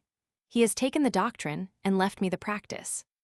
No sooner had he uttered these words, but like a man of true courage he tied the fatal cord to the beam, fitted the noose, and mounted upon the bottom of a tub, the inside of which he had often graced in his prosperous days. This footstool Habakkuk kicked away, and left poor Jack swinging like the pendulum of Paul's clock. The fatal noose performed its office, and with most strict ligature squeezed the blood into his face till it assumed a purple dye. While the poor man heaved from the very bottom of his belly for breath, Habakkuk walked with great deliberation into both the upper and lower room to acquaint his friends, who received the news with great temper and with jeers and scoffs instead of pity. "Jack has hanged himself," quoth they. "Let us go and see how the poor rogue swings." Then they called Sir Roger. "Sir Roger," quoth Habakkuk, "Jack has hanged himself, make haste and cut him down." Sir Roger turned first one ear and then the other, not understanding what he said. "Hab, I tell you Jack has hanged himself up." "Sir Roger, who's hanged?" "Hab, Jack." "Sir Roger, I thought this had not been hanging day." "Hab, but the poor fellow has hanged himself." "Sir Roger, then let him hang. I don't wonder at it, the fellow has been mad these 20 years. With this he slunk away. Then Jack's friends began to hunch and push one another. "Why don't you go and cut the poor fellow down? Why don't you? And why don't you?" "Not I," quoth one. "Not I," quoth another. "Not I," quoth a third. "He may hang till doomsday before I relieve him." Nay, it is credibly reported that they were so far from succoring their poor friend in this his dismal circumstance, that P.T. Skernsucker and several of his companions went in and pulled him by the legs and thumped him on the breast. Then they began to rail at him for the very thing which they had advised and justified before, viz., his getting into the old gentlewoman's family and putting on her livery. The keeper who performed the last office coming up found Jack swinging, with no life in him. He took down the body gently and laid it on a bulk and brought out the rope to the company. "This, gentlemen, is the rope that hanged Jack. What must be done with it?" Upon which they ordered it to be laid among the curiosities of Gresham College, and it is called Jack's rope to this very day. However, Jack, after all, had some small tokens of life in him, but lies, at this time, past hopes of a total recovery, with his head hanging on one shoulder without speech or motion. The coroner's inquest, supposing him to be dead, brought him in non-compos. Chapter 14. The conference between Don Diego and John Bull. During the time of the foregoing transactions, Don Diego was entertaining John Bull. Don Diego: I hope, sir, this day's proceeding will convince you of the sincerity of your old friend Diego and the treachery of Sir Roger.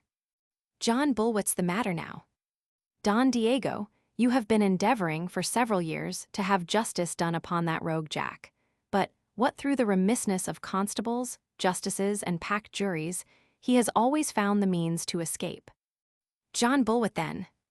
Don Diego: consider then who is your best friend, he that would have brought him to condign punishment, or he that has saved him. By my persuasion Jack had hanged himself, if Sir Roger had not cut him down. John Bull: who told you that Sir Roger has done so? Don Diego: you seem to receive me coldly. Methinks my services deserve a better return. John Bull: since you value yourself upon hanging this poor scoundrel, I tell you, when I have any more hanging work, I'll send for thee. I have some better employment for Sir Roger. In the meantime, I desire the poor fellow may be looked after. When he first came out of the north country into my family, under the pretended name of Timothy Trim, the fellow seemed to mind his loom and his spinning wheel, till somebody turned his head. Then he grew so pragmatical that he took upon him the government of my whole family. I could never order anything, within or without doors, but he must be always giving his counsel, forsooth. Nevertheless, tell him I will forgive what is past. And if he would mind his business for the future, and not meddle out of his own sphere, he will find that John Bull is not of a cruel disposition. Don Diego: yet all your skillful physicians say that nothing can recover your mother, but a piece of Jack's liver boiled in her soup. John Bull: those are quacks. My mother abhors such cannibals' food. She is in perfect health at present. I would have given many a good pound to have had her so well some time ago. There are indeed 2 or 3 troublesome old nurses that, because they believe I am tender-hearted, will never let me have a quiet night's rest with knocking me up. Oh, sir, your mother is taken extremely ill. She has fallen into a fainting fit. She has a great emptiness, wants sustenance. This is only to recommend themselves for their great care. John Bull, as simple as he is, understands a little of a pulse. New clamors about the danger of the church. Chapter 15. The sequel of the meeting at the Salutation. At the Congress of Utrecht, where I think I left John Bull, sitting between Nick Frog and Lewis Baboon with his arms akimbo, in great concern to keep Lewis and Nick asunder. As watchful as he was, Nick found the means now and then to steal a whisper, and by a cleanly conveyance under the table to slip a short note into Lewis's hand, which Lewis as slyly put into John's pocket, with a pinch or a jog to warn him what he was about. John had the curiosity to retire into a corner to peruse those billets due of Nick. Wherein he found that Nick had used great freedoms both with his interest and reputation. One contained these words: Dear Lewis, thou seest clearly that this blockhead can never bring his matters to bear. Let thee and me talk tonight by ourselves at the Rose, and I'll give thee satisfaction. Another was thus expressed: Friend Lewis, has thy sense quite forsaken thee to make Bull such offers? Hold fast, part with nothing, and I will give thee a better bargain, I'll warrant thee. Some offers of the Dutch at that time, in order to get the negotiation into their hands. In some of his billets he told Lewis that John Bull was under his guardianship, that the best part of his servants were at his command, that he could have John gagged and bound whenever he pleased by the people of his own family. In all these epistles, blockhead, dunce-ass, coxcomb were the best epithets he gave poor John. In others he threatened that he, Esquire South, and the rest of the tradesmen would lay Lewis down upon his back and beat out his teeth if he did not retire immediately and break up the meeting, threatening that the Allies would carry on the war without the help of the English. I fancy I need not tell my reader that John often changed color as he read, and that his fingers itched to give Nick a good slap on the chops, but he wisely moderated his choleric temper. I saved this fellow, quoth he, from the gallows when he ran away from his last master, because I thought he was harshly treated, but the rogue was no sooner safe under my protection than he began to lie, pilfer, and steal like the devil. When I first set him up in a warm house, he had hardly put up his sign when he began to debauch my best customers from me. Then it was his constant practice to rob my fish ponds, not only to feed his family, but to trade with the fishmongers. I connived at the fellow till he began to tell me that they were his as much as mine. In my manor of Eastcheap, because it lay at some distance from my constant inspection, he broke down my fences, robbed my orchards, and beat my servants. Complaints against the Dutch for encroachment in trade, fishery, East Indies, etc. The war with the Dutch on these accounts. When I used to reprimand him for his tricks, he would talk saucily, lie, and brazen it out as if he had done nothing amiss. "Will nothing cure thee of thy pranks, Nick?" quoth I shall be forced some time or other to chastise thee. The rogue got up his cane and threatened me, and was well thwacked for his pains. But I think his behavior at this time worst of all. After I have almost drowned myself to keep his head above water, he would leave me sticking in the mud, trusting to his goodness to help me out. After I have beggared myself with his troublesome lawsuit, with a plague to him, he takes it in mighty dudgeon, because I have brought him here to end matters amicably, and because I won't let him make me over by deed and indenture as his lawful cully, which to my certain knowledge he has attempted several times. But after all, canst thou gather grapes from thorns? Nick does not pretend to be a gentleman, he is a tradesman, a self-seeking wretch. But how camest thou to hear all this, John? The reason is plain, thou conferest the benefits and he receives them, the first produces love and the last ingratitude. Ah, Nick, thou art a damned dog, that's certain. Thou knowest too well that I will take care of thee, else thou wouldst not use me thus. I won't give thee up, it is true, but as true as it is, thou shalt not sell me, according to thy laudable custom. While John was deep in this soliloquy, Nick broke out into the following protestation. Gentlemen, I believe everybody here present will allow me to be a very just and disinterested person. My friend John Bull here is very angry with me, forsooth, because I won't agree to his foolish bargains. Now, I declare to all mankind I should be ready to sacrifice my own concerns to his quiet, but the care of his interest, and that of the honest tradesmen that are embarked with us, keeps me from entering into this composition. What shall become of those poor creatures? The thoughts of their impending ruin disturb my night's rest, therefore I desire they may speak for themselves. If they are willing to give up this affair, I shan't make 2 words of it. The allies. John Bull begged him to lay aside that immoderate concern for him, and withal put him in mind that the interest of those tradesmen had not sat quite so heavy upon him some years ago on a like occasion. Nick answered little to that, but immediately pulled out a boatswain's whistle. Upon the first whiff the tradesmen came jumping into the room, and began to surround Lewis like so many yelping curs about a great boar, or, to use a modester simile, like duns at a great lord's levee the morning he goes into the country. One pulled him by his sleeve, another by the skirt, a third hallooed in the ear. They began to ask him for all that had been taken from their forefathers by stealth, fraud, force, or lawful purchase. Some asked for manors, others for acres that lay convenient for them, that he would pull down his fences, level his ditches. All agreed in one common demand that he should be purged, sweated, vomited, and starved, till he came to a sizable bulk like that of his neighbors. One modestly asked him leave to call him brother. Nick Frog demanded 2 things to be his porter and his fishmonger, to keep the keys of his gates and furnish the kitchen. John's sister Peg only desired that he would let his servants sing psalms a Sundays. Some descended even to the asking of old clothes, shoes and boots, broken bottles, tobacco pipes, and ends of candles. Monsieur Bull, quoth Lewis, you seem to be a man of some breeding. For God's sake use your interest with these messieurs, that they would speak but one at once. For if one had 100 pair of hands, and as many tongues, he cannot satisfy them all at this rate. John begged they might proceed with some method, then they stopped all of a sudden and would not say a word. If this be your play, quoth John, that we may not be like a Quaker's dumb meeting, let us begin some diversion. What do you think of roly-poly or a country dance? What if we should have a match at football? I am sure we shall never end matters at this rate. Chapter 16. How John Bull and Nick Frog settled their accounts. John Bull, during this general cessation of talk, what if you and I, Nick, should inquire how money matters stand between us? Nick Frog, with all my heart, I love exact dealing, and let Hocus audit, he knows how the money was dispersed. John Bull, I am not much for that at present, we'll settle it between ourselves. Fair and square, Nick, keeps friends together. There have been laid out in this lawsuit, at one time, £36,000 and 40,000 crowns. In some cases, I, in others, you, bear the greatest proportion. Nick Frogwright, I pay 3/5 of the greatest number, and you pay 2/3 of the lesser number. I think this is fair and square, as you call it. John Bulwell, go on. Nick Frog, 2/3 of £36,000 are £24,000 for your share, and there remains 12,000 for mine. Again, of the 40,000 crowns, I pay 24,000, which is 3/5, and you pay only 16,000, which is 2/5.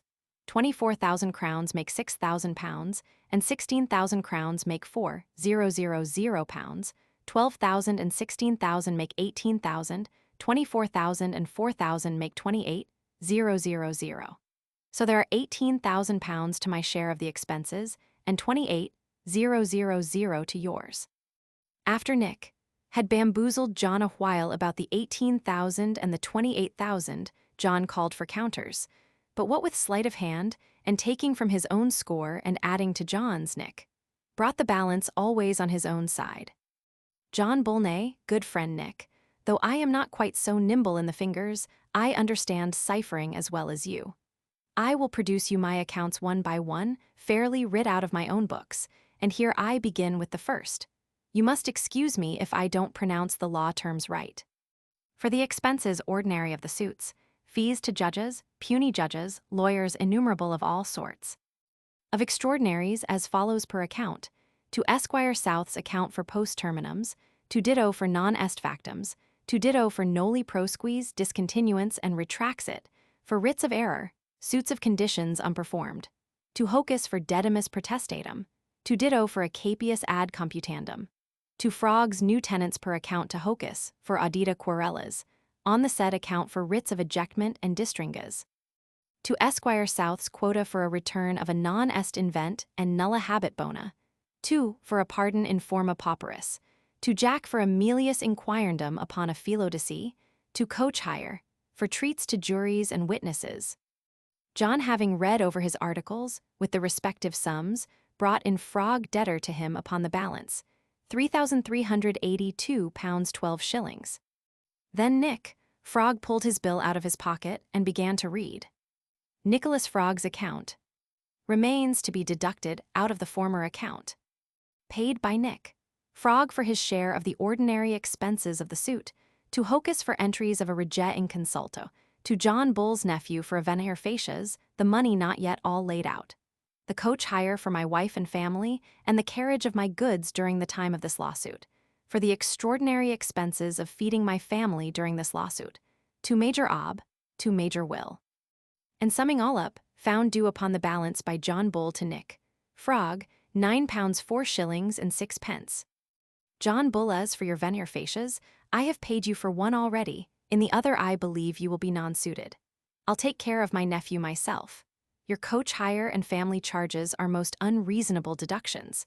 At that rate, I can bring in any man in the world my debtor. But who the devil are those two majors that consume all my money? I find they always run away with the balance in all accounts.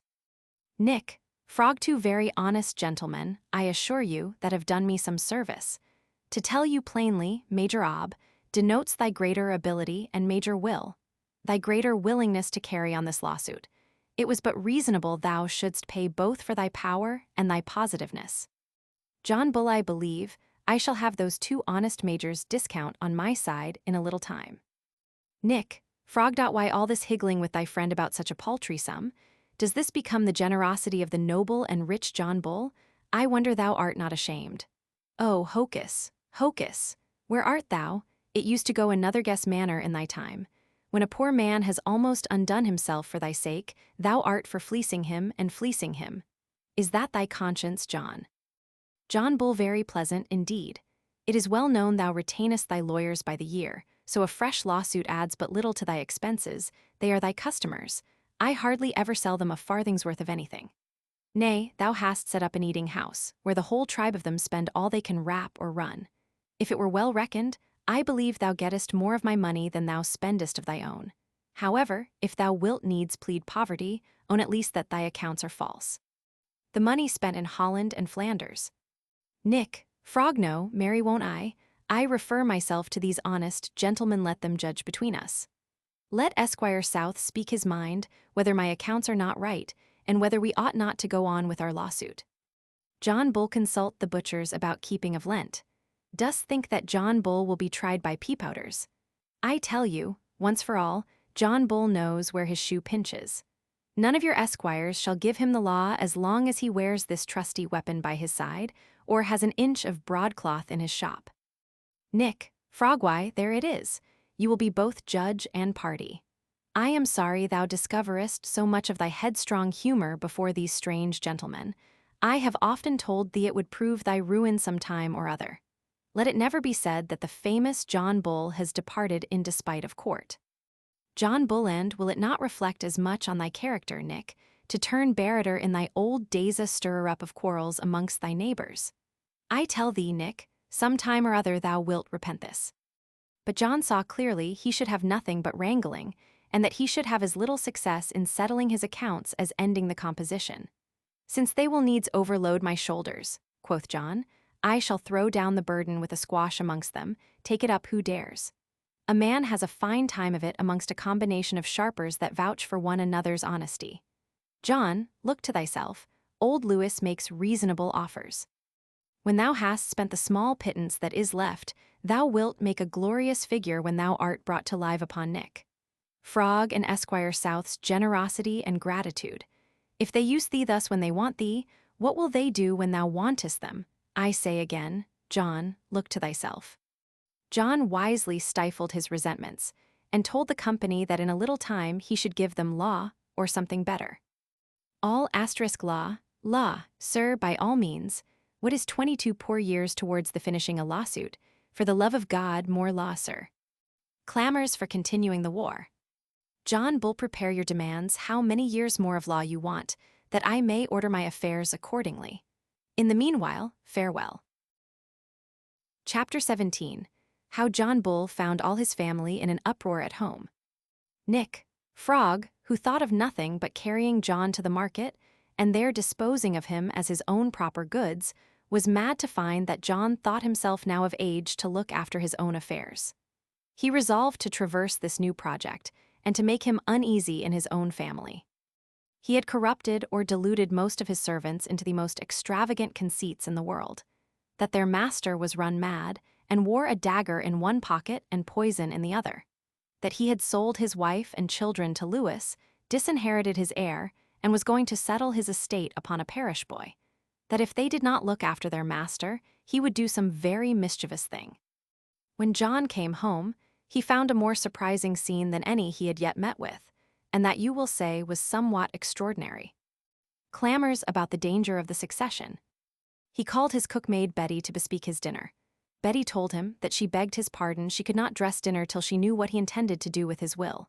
Why, Betty, quoth John, thou art not run mad, art thou? My will at present is to have dinner. That may be, quoth Betty, but my conscience won't allow me to dress it till I know whether you intend to do righteous things by your heir. I am sorry for that, Betty, quoth John. I must find somebody else then. He called John the barber. Before I begin, quoth John, I hope your honor won't be offended if I ask you whether you intend to alter your will. If you won't give me a positive answer, your beard may grow down to your middle for me. Egad, so it shall, quoth Bull, for I will never trust my throat in such a mad fellow's hands. Where's Dick the butler? Look ye, quoth Dick, I am very willing to serve you in my calling, d.u.c., but there are strange reports, and plain dealing is best, d'ye see. I must be satisfied if you intend to leave all to your nephew, and if Nick. Frog is still your executor, d'ye see. If you will not satisfy me as to these points, you may drink with the ducks. And so I will, quoth John, rather than keep a butler that loves my heir better than myself. Hob the shoemaker, and Prickett the tailor told him they would most willingly serve him in their several stations if he would promise them never to talk with Lewis Baboon, and let Nicholas Frog, linen draper, manage his concerns, that they could neither make shoes nor clothes to any that were not in good correspondence with their worthy friend Nicholas. John Bull, call Andrew, my journeyman. How goes affairs, Andrew? I hope the devil has not taken possession of thy body too. Andrew, no, sir. I only desire to know what you would do if you were dead. John Bull, just as other dead folks do, Andrew. This is amazing. Andrew, I mean, if your nephew shall inherit your estate. John Bull, that depends upon himself. I shall do nothing to hinder him. Andrew, but will you make it sure? John Bull, thou meanest that I should put him in possession, for I can make it no surer without that. He has all the law can give him. Andrew, indeed, possession, as you say, would make it much surer. They say it is 11 points of the law. John began now to think that they were all enchanted. He inquired about the age of the moon, if Nick had not given them some intoxicating potion, or if old Mother Genessa was still alive. No, oh my faith, quoth Harry, I believe there is no potion in the case, but a little aurum potabile. You will have more of this by and by. He had scarce spoken the word when another friend of John's accosted him after the following manner.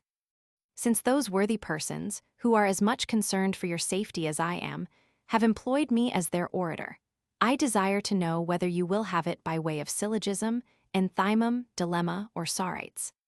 John now began to be diverted with their extravagance. John Bull, let's have a sorites by all means, though they are all new to me. Friend, it is evident to all that are versed in history that there were 2 sisters that played false 2,000 years ago. Therefore it plainly follows that it is not lawful for John Bull to have any manner of intercourse with Lewis Baboon. If it is not lawful for John Bull to have any manner of intercourse, correspondence, if you will, that is much the same thing. Then, a fortiori, it is much more unlawful for the said John to make over his wife and children to the said Lewis. If his wife and children are not to be made over, he is not to wear a dagger and ratsbane in his pockets. If he wears a dagger and ratsbane, it must be to do mischief to himself or somebody else. If he intends to do mischief, he ought to be under guardians, and there is none so fit as myself and some other worthy persons who have a commission for that purpose from Nick Frog, the executor of his will and testament. John Bull, and this is your sorites, you say. With that he snatched a good tough oaken cudgel and began to brandish it. Then happy was the man that was first at the door. Crowding to get out, they tumbled downstairs, and it is credibly reported some of them dropped very valuable things in the hurry, which were picked up by others of the family. That any of these rogues, quoth John, should imagine I am not as much concerned as they about having my affairs in a settled condition, or that I would wrong my heir for I know not what. Well, Nick, I really cannot but applaud thy diligence. I must own this is really a pretty sort of a trick, but it shan't do thy business for all that. Chapter 18. How Lewis Baboon came to visit John Bull, and what passed between them. Private negotiations about Dunkirk. I think it is but ingenuous to acquaint the reader that this chapter was not wrote by Sir Humphrey himself, but by another very able pen of the University of Grub Street. John had, by some good instructions given him by Sir Roger, got the better of his choleric temper, and wrought himself up to a great steadiness of mind to pursue his own interest through all impediments that were thrown in the way. He began to leave off some of his old acquaintance, his roaring and bullying about the streets. He put on a serious air, knit his brows, and, for the time, had made a very considerable progress in politics, considering that he had been kept a stranger to his own affairs. However, he could not help discovering some remains of his nature when he happened to meet with a football or a match at cricket, for which Sir Roger was sure to take him to task. John was walking about his room with folded arms and a most thoughtful countenance. His servant brought him word that one Lewis Baboon below wanted to speak with him. John had got an impression that Lewis was so deadly cunning a man that he was afraid to venture himself alone with him. At last he took heart of grace. "Let him come up," quoth he. "It is but sticking to my point, and he can never overreach me.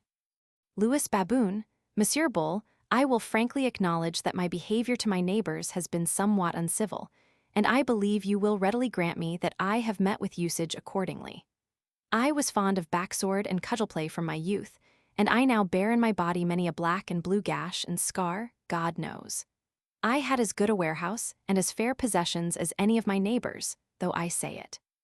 But a contentious temper, flattering servants, and unfortunate stars have brought me into circumstances that are not unknown to you.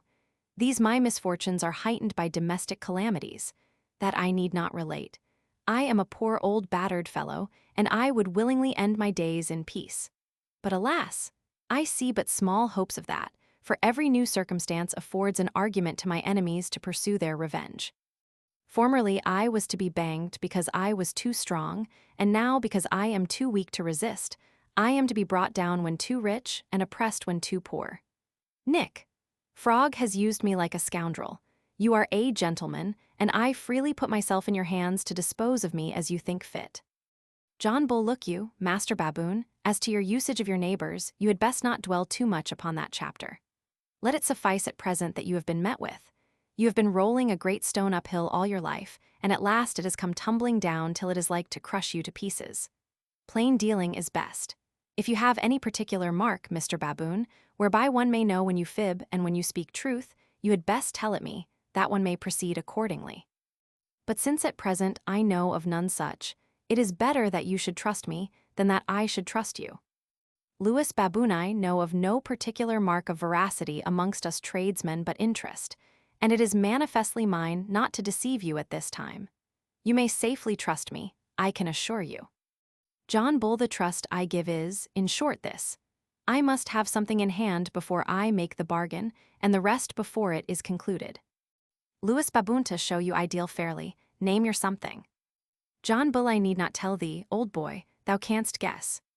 Lewis Baboon, Ecclesdown Castle, *, I'll warrant you, because it has been formerly in your family. Say no more, you shall have it. Dunkirk. John Bull, I shall have it to my own self. Lewis Baboon, to thine own self. John Bull, every wall, gate, room, and inch of Ecclesdown Castle, you say. Lewis Baboon, just so. John Bull, every single stone of Ecclesdown Castle, to my own self speedily. Lewis Baboon, when you please, what needs more words? John Bull, but tell me, old boy, hast thou laid aside all thy equivocals and mentals in this case? Lewis Baboon, there's nothing like matter of fact, seeing is believing. John Bull, now thou talkest to the purpose, let us shake hands, old boy. Let me ask thee one question more, what hast thou to do to meddle with the affairs of my family?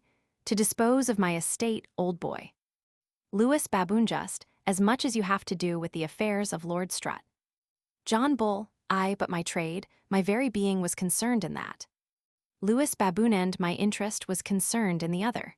But let us drop both our pretenses, for I believe it is a moot point, whether I am more likely to make a Master Bull, or you a Lord Strutt. John Bull, agreed, old boy. But then I must have security that I shall carry my broadcloth to market, old boy. Lewis Baboon, that you shall. Ecclesdown Castle. Ecclesdown, remember that. Why wouldst thou not take it when it was offered thee some years ago? John Bull, I would not take it, because they told me thou wouldst not give it me. Lewis Baboon, how could Monsieur Bull be so grossly abused by downright nonsense? They that advised you to refuse must have believed I intended to give, else why would they not make the experiment? But I can tell you more of that matter than perhaps you know at present. John Bull, but what say'st thou as to the esquire, Nick? Frog, and the rest of the tradesmen? I must take care of them. Lewis Baboon, thou hast but small obligations to Nick. To my certain knowledge, he has not used me like a gentleman. John Bull, Nick, indeed, is not very nice in your punctilios of ceremony. He is clownish, as a man may say. Belching and calling of names have been allowed him time out of mind, by prescription. But however, we are engaged in one common cause, and I must look after him. Lewis Baboon, all matters that relate to him, and the rest of the plaintiffs in this lawsuit, I will refer to your justice. Chapter 19. Nick, Frog's letter to John Bull, wherein he endeavors to vindicate all his conduct with relation to John Bull and the lawsuit. Nick perceived now that his cully had eloped, that John intended henceforth to deal without a broker, but he was resolved to leave no stone unturned to cover his bubble. Amongst other artifices, he wrote a most obliging letter, which he sent him printed in a fair character. Dear friend, when I consider the late ill usage I have met with from you, I was reflecting what it was that could provoke you to it, but upon a narrow inspection into my conduct, I can find nothing to reproach myself with but too partial a concern for your interest. You no sooner set this composition afoot, but I was ready to comply, and prevented your very wishes, and the affair might have been ended before now, had it not been for the greater concerns of Esquire South and the other poor creatures embarked in the same common cause, whose safety touches me to the quick. You seemed a little jealous that I had dealt unfairly with you in money matters, till it appeared by your own accounts that there was something due to me upon the balance. Having nothing to answer to so plain a demonstration, you began to complain as if I had been familiar with your reputation, when it is well known not only I, but the meanest servants in my family, talk of you with the utmost respect. I have always, as far as in me lies, exhorted your servants and tenants to be dutiful, not that I any way meddle in your domestic affairs, which were very unbecoming for me to do. If some of your servants express their great concern for you in a manner that is not so very polite, you ought to impute it to their extraordinary zeal, which deserves a reward rather than a reproof.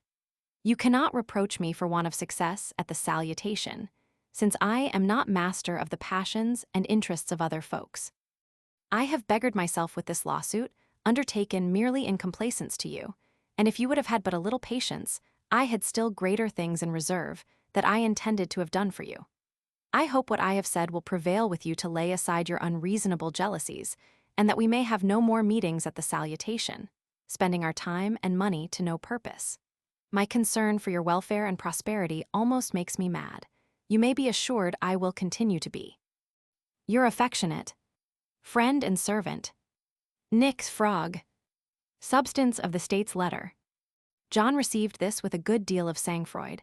Transit, quoth John, cum ceteris erroribus. He was now at his ease. He saw he could now make a very good bargain for himself and a very safe one for other folks. My shirt, quoth he, is near me, but my skin is nearer. Whilst I take care of the welfare of other folks, nobody can blame me to apply a little balsam to my own sores. It's a pretty thing, after all, for a man to do his own business. A man has such a tender concern for himself, there's nothing like it. This is somewhat better, I trow, than for John Bull to be standing in the market, like a great dray horse, with Frog's paws upon his head. What will you give me for this beast? Servitor Nick. Frog, though John Bull has not read your Aristotles, Platos, and Machiavels, he can see as far into a millstone as another. With that John began to chuckle and laugh, till he was like to have burst his sides. Chapter 20. The discourse that passed between Nick, Frog, and Esquire South, which John Bull overheard. Negotiations between the Emperor and the Dutch for continuing the war, and getting the property of Flanders. John thought every minute a year till he got into Ecclesdown Castle. He repairs to the salutation with a design to break the matter gently to his partners. Before he entered he overheard Nick and the Esquire in a very pleasant conference. Esquire Southo, the ingratitude and injustice of mankind. That John Bull, whom I have honored with my friendship and protection so long, should flinch at last, and pretend that he can disburse no more money for me. That the family of the Souths, by his sneaking temper, should be kept out of their own. Nick, Frog, an't like your worship, I am in amaze at it. I think the rogue should be compelled to his duty. Esquire South that he should prefer his scandalous pelf, the dust and dregs of the earth, to the prosperity and grandeur of my family. Nick, Frognay, he is mistaken there, too, for he would quickly lick himself whole again by his veils. It's strange he should prefer Philip Baboon's custom to Esquire South's. Esquire South, as you say, that my clothier, that is to get so much by the purchase, should refuse to put me in possession. Did you ever know any man's tradesman serve him so before? Nick, Frog, no, indeed, an't please your worship, it is a very unusual proceeding, and I would not have been guilty of it for the world. If your honor had not a great stock of moderation and patience, you would not bear it so well as you do. Esquire Southit is most intolerable. That's certain, Nick, and I will be revenged. Nick, Frog, methinks it is strange that Philip Baboon's tenants do not all take your honor's part, considering how good and gentle a master you are. Esquire South, true, Nick, but few are sensible of merit in this world. It is a great comfort to have so faithful a friend as thyself in so critical a juncture. Nick, Frog, if all the world should forsake you, be assured, Nick. Frog never will, let us stick to our point, and we'll manage Bull, I'll warrant ye. Esquire South, let me kiss thee, dear Nick. I have found one honest man among 1,000 at last. Nick, Frog, if it were possible, your honor has it in your power to wed me still closer to your interest. Esquire South, tell me quickly, dear Nick. Nick, Frog, you know I am your tenant. The difference between my lease and an inheritance is such a trifle as I am sure you will not grudge your poor friend. That will be an encouragement to go on. Besides, it will make Bull as mad as the devil. You and I shall be able to manage him then to some purpose. Esquire South, say no more, it shall be done, Nick, to thy heart's content. John all this while was listening to this comical dialogue, and laughed heartily in his sleeve at the pride and simplicity of the esquire, and the sly roguery of his friend Nick. Then, of a sudden bolting into the room, he began to tell them that he believed he had brought Lewis to reasonable terms, if they would please to hear them. Then they all bawled out aloud, "No composition, long live Esquire South and the law!" As John was going to proceed, some roared, some stamped with their feet, others stopped their ears with their fingers. "Nay, gentlemen," quoth John, "if you will but stop proceeding for a while, you shall judge yourselves whether Lewis's proposals are reasonable. Proposals for cessation of arms and delivery of Dunkirk. All very fine indeed. Stop proceeding and so lose a term. John Bull not so neither, we have something by way of advance. He will put us in possession of his manor and castle of Ecclesdown. Nick, Frog, what dost talk of us? Thou meanest thyself. John Bull, when Frog took possession of anything, it was always said to be for us, and why may not John Bull be us as well as Nick? Frog was us. I hope John Bull is no more confined to singularity than Nick. Frog, or take it so, the constant doctrine that thou hast preached up for many years was that thou and I are one, and why must we be supposed two in this case, that were always one before? It's impossible that thou and I can fall out, Nick. We must trust one another. I have trusted thee with a great many things, prithee trust me with this one trifle. Nick, Frog, that principle is true in the main, but there is some speciality in this case that makes it highly inconvenient for us both. John Bull, those are your jealousies, that the common enemies sow between us. How often hast thou warned me of those rogues, Nick, that would make us mistrustful of one another? Nick, Frog, this Ecclesdown Castle is only a bone of contention. John Bull, it depends upon you to make it so. For my part, I am as peaceable as a lamb. Nick, Frog, but do you consider the unwholesomeness of the air and soil, the expenses of reparations and servants? I would scorn to accept of such a quagmire. John Bull, you are a great man, Nick, but in my circumstances, I must be content to take it as it is. Nick, Frog, and you are really so silly as to believe the old cheating rogue will give it you. John Bull, I believe nothing but matter of fact. I stand and fall by that. I am resolved to put him to it. Nick, Frog, and so relinquish the hopefullest cause in the world, a claim that will certainly in the end make thy fortune forever. John Bull, wilt thou purchase it, Nick? Thou shalt have a lumping pennyworth, nay, rather than we should differ, I'll give thee something to take it off my hands.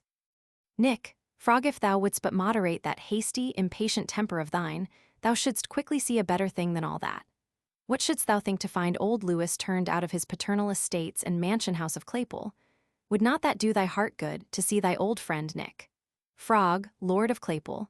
Then thou and thy wife and children should walk in my gardens, buy toys, drink lemonade, and now and then we should have a country dance. Claypole, Paris, Lutetia. John Bull, I love to be plain. I'd as lief see myself in Ecclesdown Castle as thee in Claypole. I tell you again, Lewis gives this as a pledge of his sincerity. If you won't stop proceeding to hear him, I will. Chapter 21. The rest of Nick's fetches to keep John out of Ecclesdown Castle. Attempts to hinder the cessation, and taking possession of Dunkirk. When Nick could not dissuade John by argument, he tried to move his pity. He pretended to be sick and like to die, that he should leave his wife and children in a starving condition if John did abandon him, that he was hardly able to crawl about the room, far less capable to look after such a troublesome business as this lawsuit, and therefore begged that his good friend would not leave him. When he saw that John was still inexorable, he pulled out a case knife, with which he used to snickersnee, and threatened to cut his own throat. Thrice he aimed the knife to his windpipe with a most determined, threatening air. "What signifies life," quoth he, "in this languishing condition? It will be some pleasure that my friends will revenge my death upon this barbarous man that has been the cause of it." All this while John looked sedate and calm, neither offering in the least to snatch the knife, nor stop his blow, trusting to the tenderness Nick had for his own person. When he perceived that John was immovable in his purpose, he applied himself to Lewis. "Art thou," quoth he, "turned bubble in thy old age from being a sharper in thy youth? What occasion hast thou to give up Ecclesdown Castle to John Bull? His friendship is not worth a rush. Give it me, and I'll make it worth thy while. If thou dislikest that proposition, keep it thyself. I'd rather thou shouldst have it than he. If thou hearkenest not to my advice, take what follows. Esquire South and I will go on with our lawsuit in spite of John Bull's teeth. Lewis Baboon. Monsieur Bull has used me like a gentleman, and I am resolved to make good my promise and trust him for the consequences. Nick. Frog, then I tell thee thou art an old doting fool with that Nick. Bounced up with a spring equal to that of one of your nimblest tumblers or rope dancers, and fell foul upon John Bull, to snatch the cudgel he had in his hand, that he might thwack Lewis with it. John held it fast, so that there was no wrenching it from him. At last Squire South buckled to assist his friend Nick. John hauled on one side, and they two on the other. Sometimes they were like to pull John over, then it went all of a sudden again on John's side, so they went seesawing up and down, from one end of the room to the other. Down tumbled the tables, bottles, glasses, and tobacco pipes. The wine and the tobacco were all spilt about the room, and the little fellows were almost trod under foot, till more of the tradesmen joining with Nick. And the squire, John, was hardly able to pull against them all, yet would he never quit hold of his trusty cudgel, which by the contrary force of two so great powers broke short in his hands. Nick seized the longer end, and with it began to bastinado old Lewis, who had slunk into a corner, waiting the event of this squabble. Nick came up to him with an insolent, menacing air, so that the old fellow was forced to scuttle out of the room and retire behind a dung cart. He called to Nick, "Thou insolent jackanapes, time was when thou durst not have used me so, thou now takest me unprovided. But old and infirm as I am, I shall find a weapon by and by to chastise thy impudence." The army. The separation of the army. When John Bull had recovered his breath, he began to parley with Nick. "Friend Nick, I am glad to find thee so strong after thy great complaints. Really thy motions, Nick, are pretty vigorous for a consumptive man.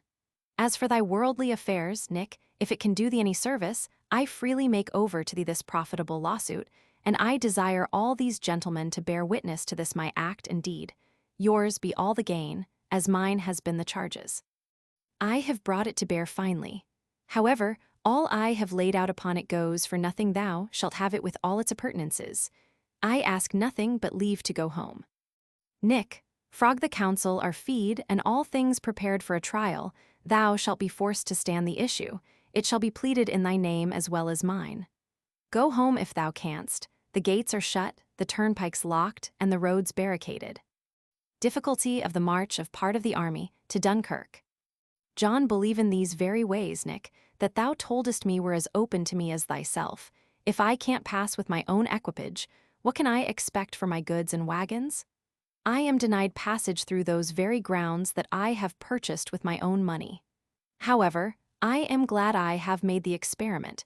It may serve me in some stead." John Bull was so overjoyed that he was going to take possession of Ecclesdown that nothing could vex him. "Nick," quoth he, "I am just going to leave thee. Cast a kind look upon me at parting." Nick looked sour and glum, and would not open his mouth. "John Bull, I wish thee all the success that thy heart can desire, and that these honest gentlemen of the long robe may have their belly full of law." Nick could stand it no longer, but flung out of the room with disdain, and beckoned the lawyers to follow him. "John Bull, bi, Nick, not one poor smile at parting? Won't you shake your day, Nick?" Bi, Nickwith that John marched out of the common road, across the country, to take possession of Ecclesdown. Chapter 22. Of the great joy that John expressed when he got possession of Ecclesdown. Dunkirk. When John had got into his castle, he seemed like Ulysses upon his plank after he had been well soused in salt water, who, as Homer says, was as glad as a judge going to sit down to dinner after hearing a long cause upon the bench.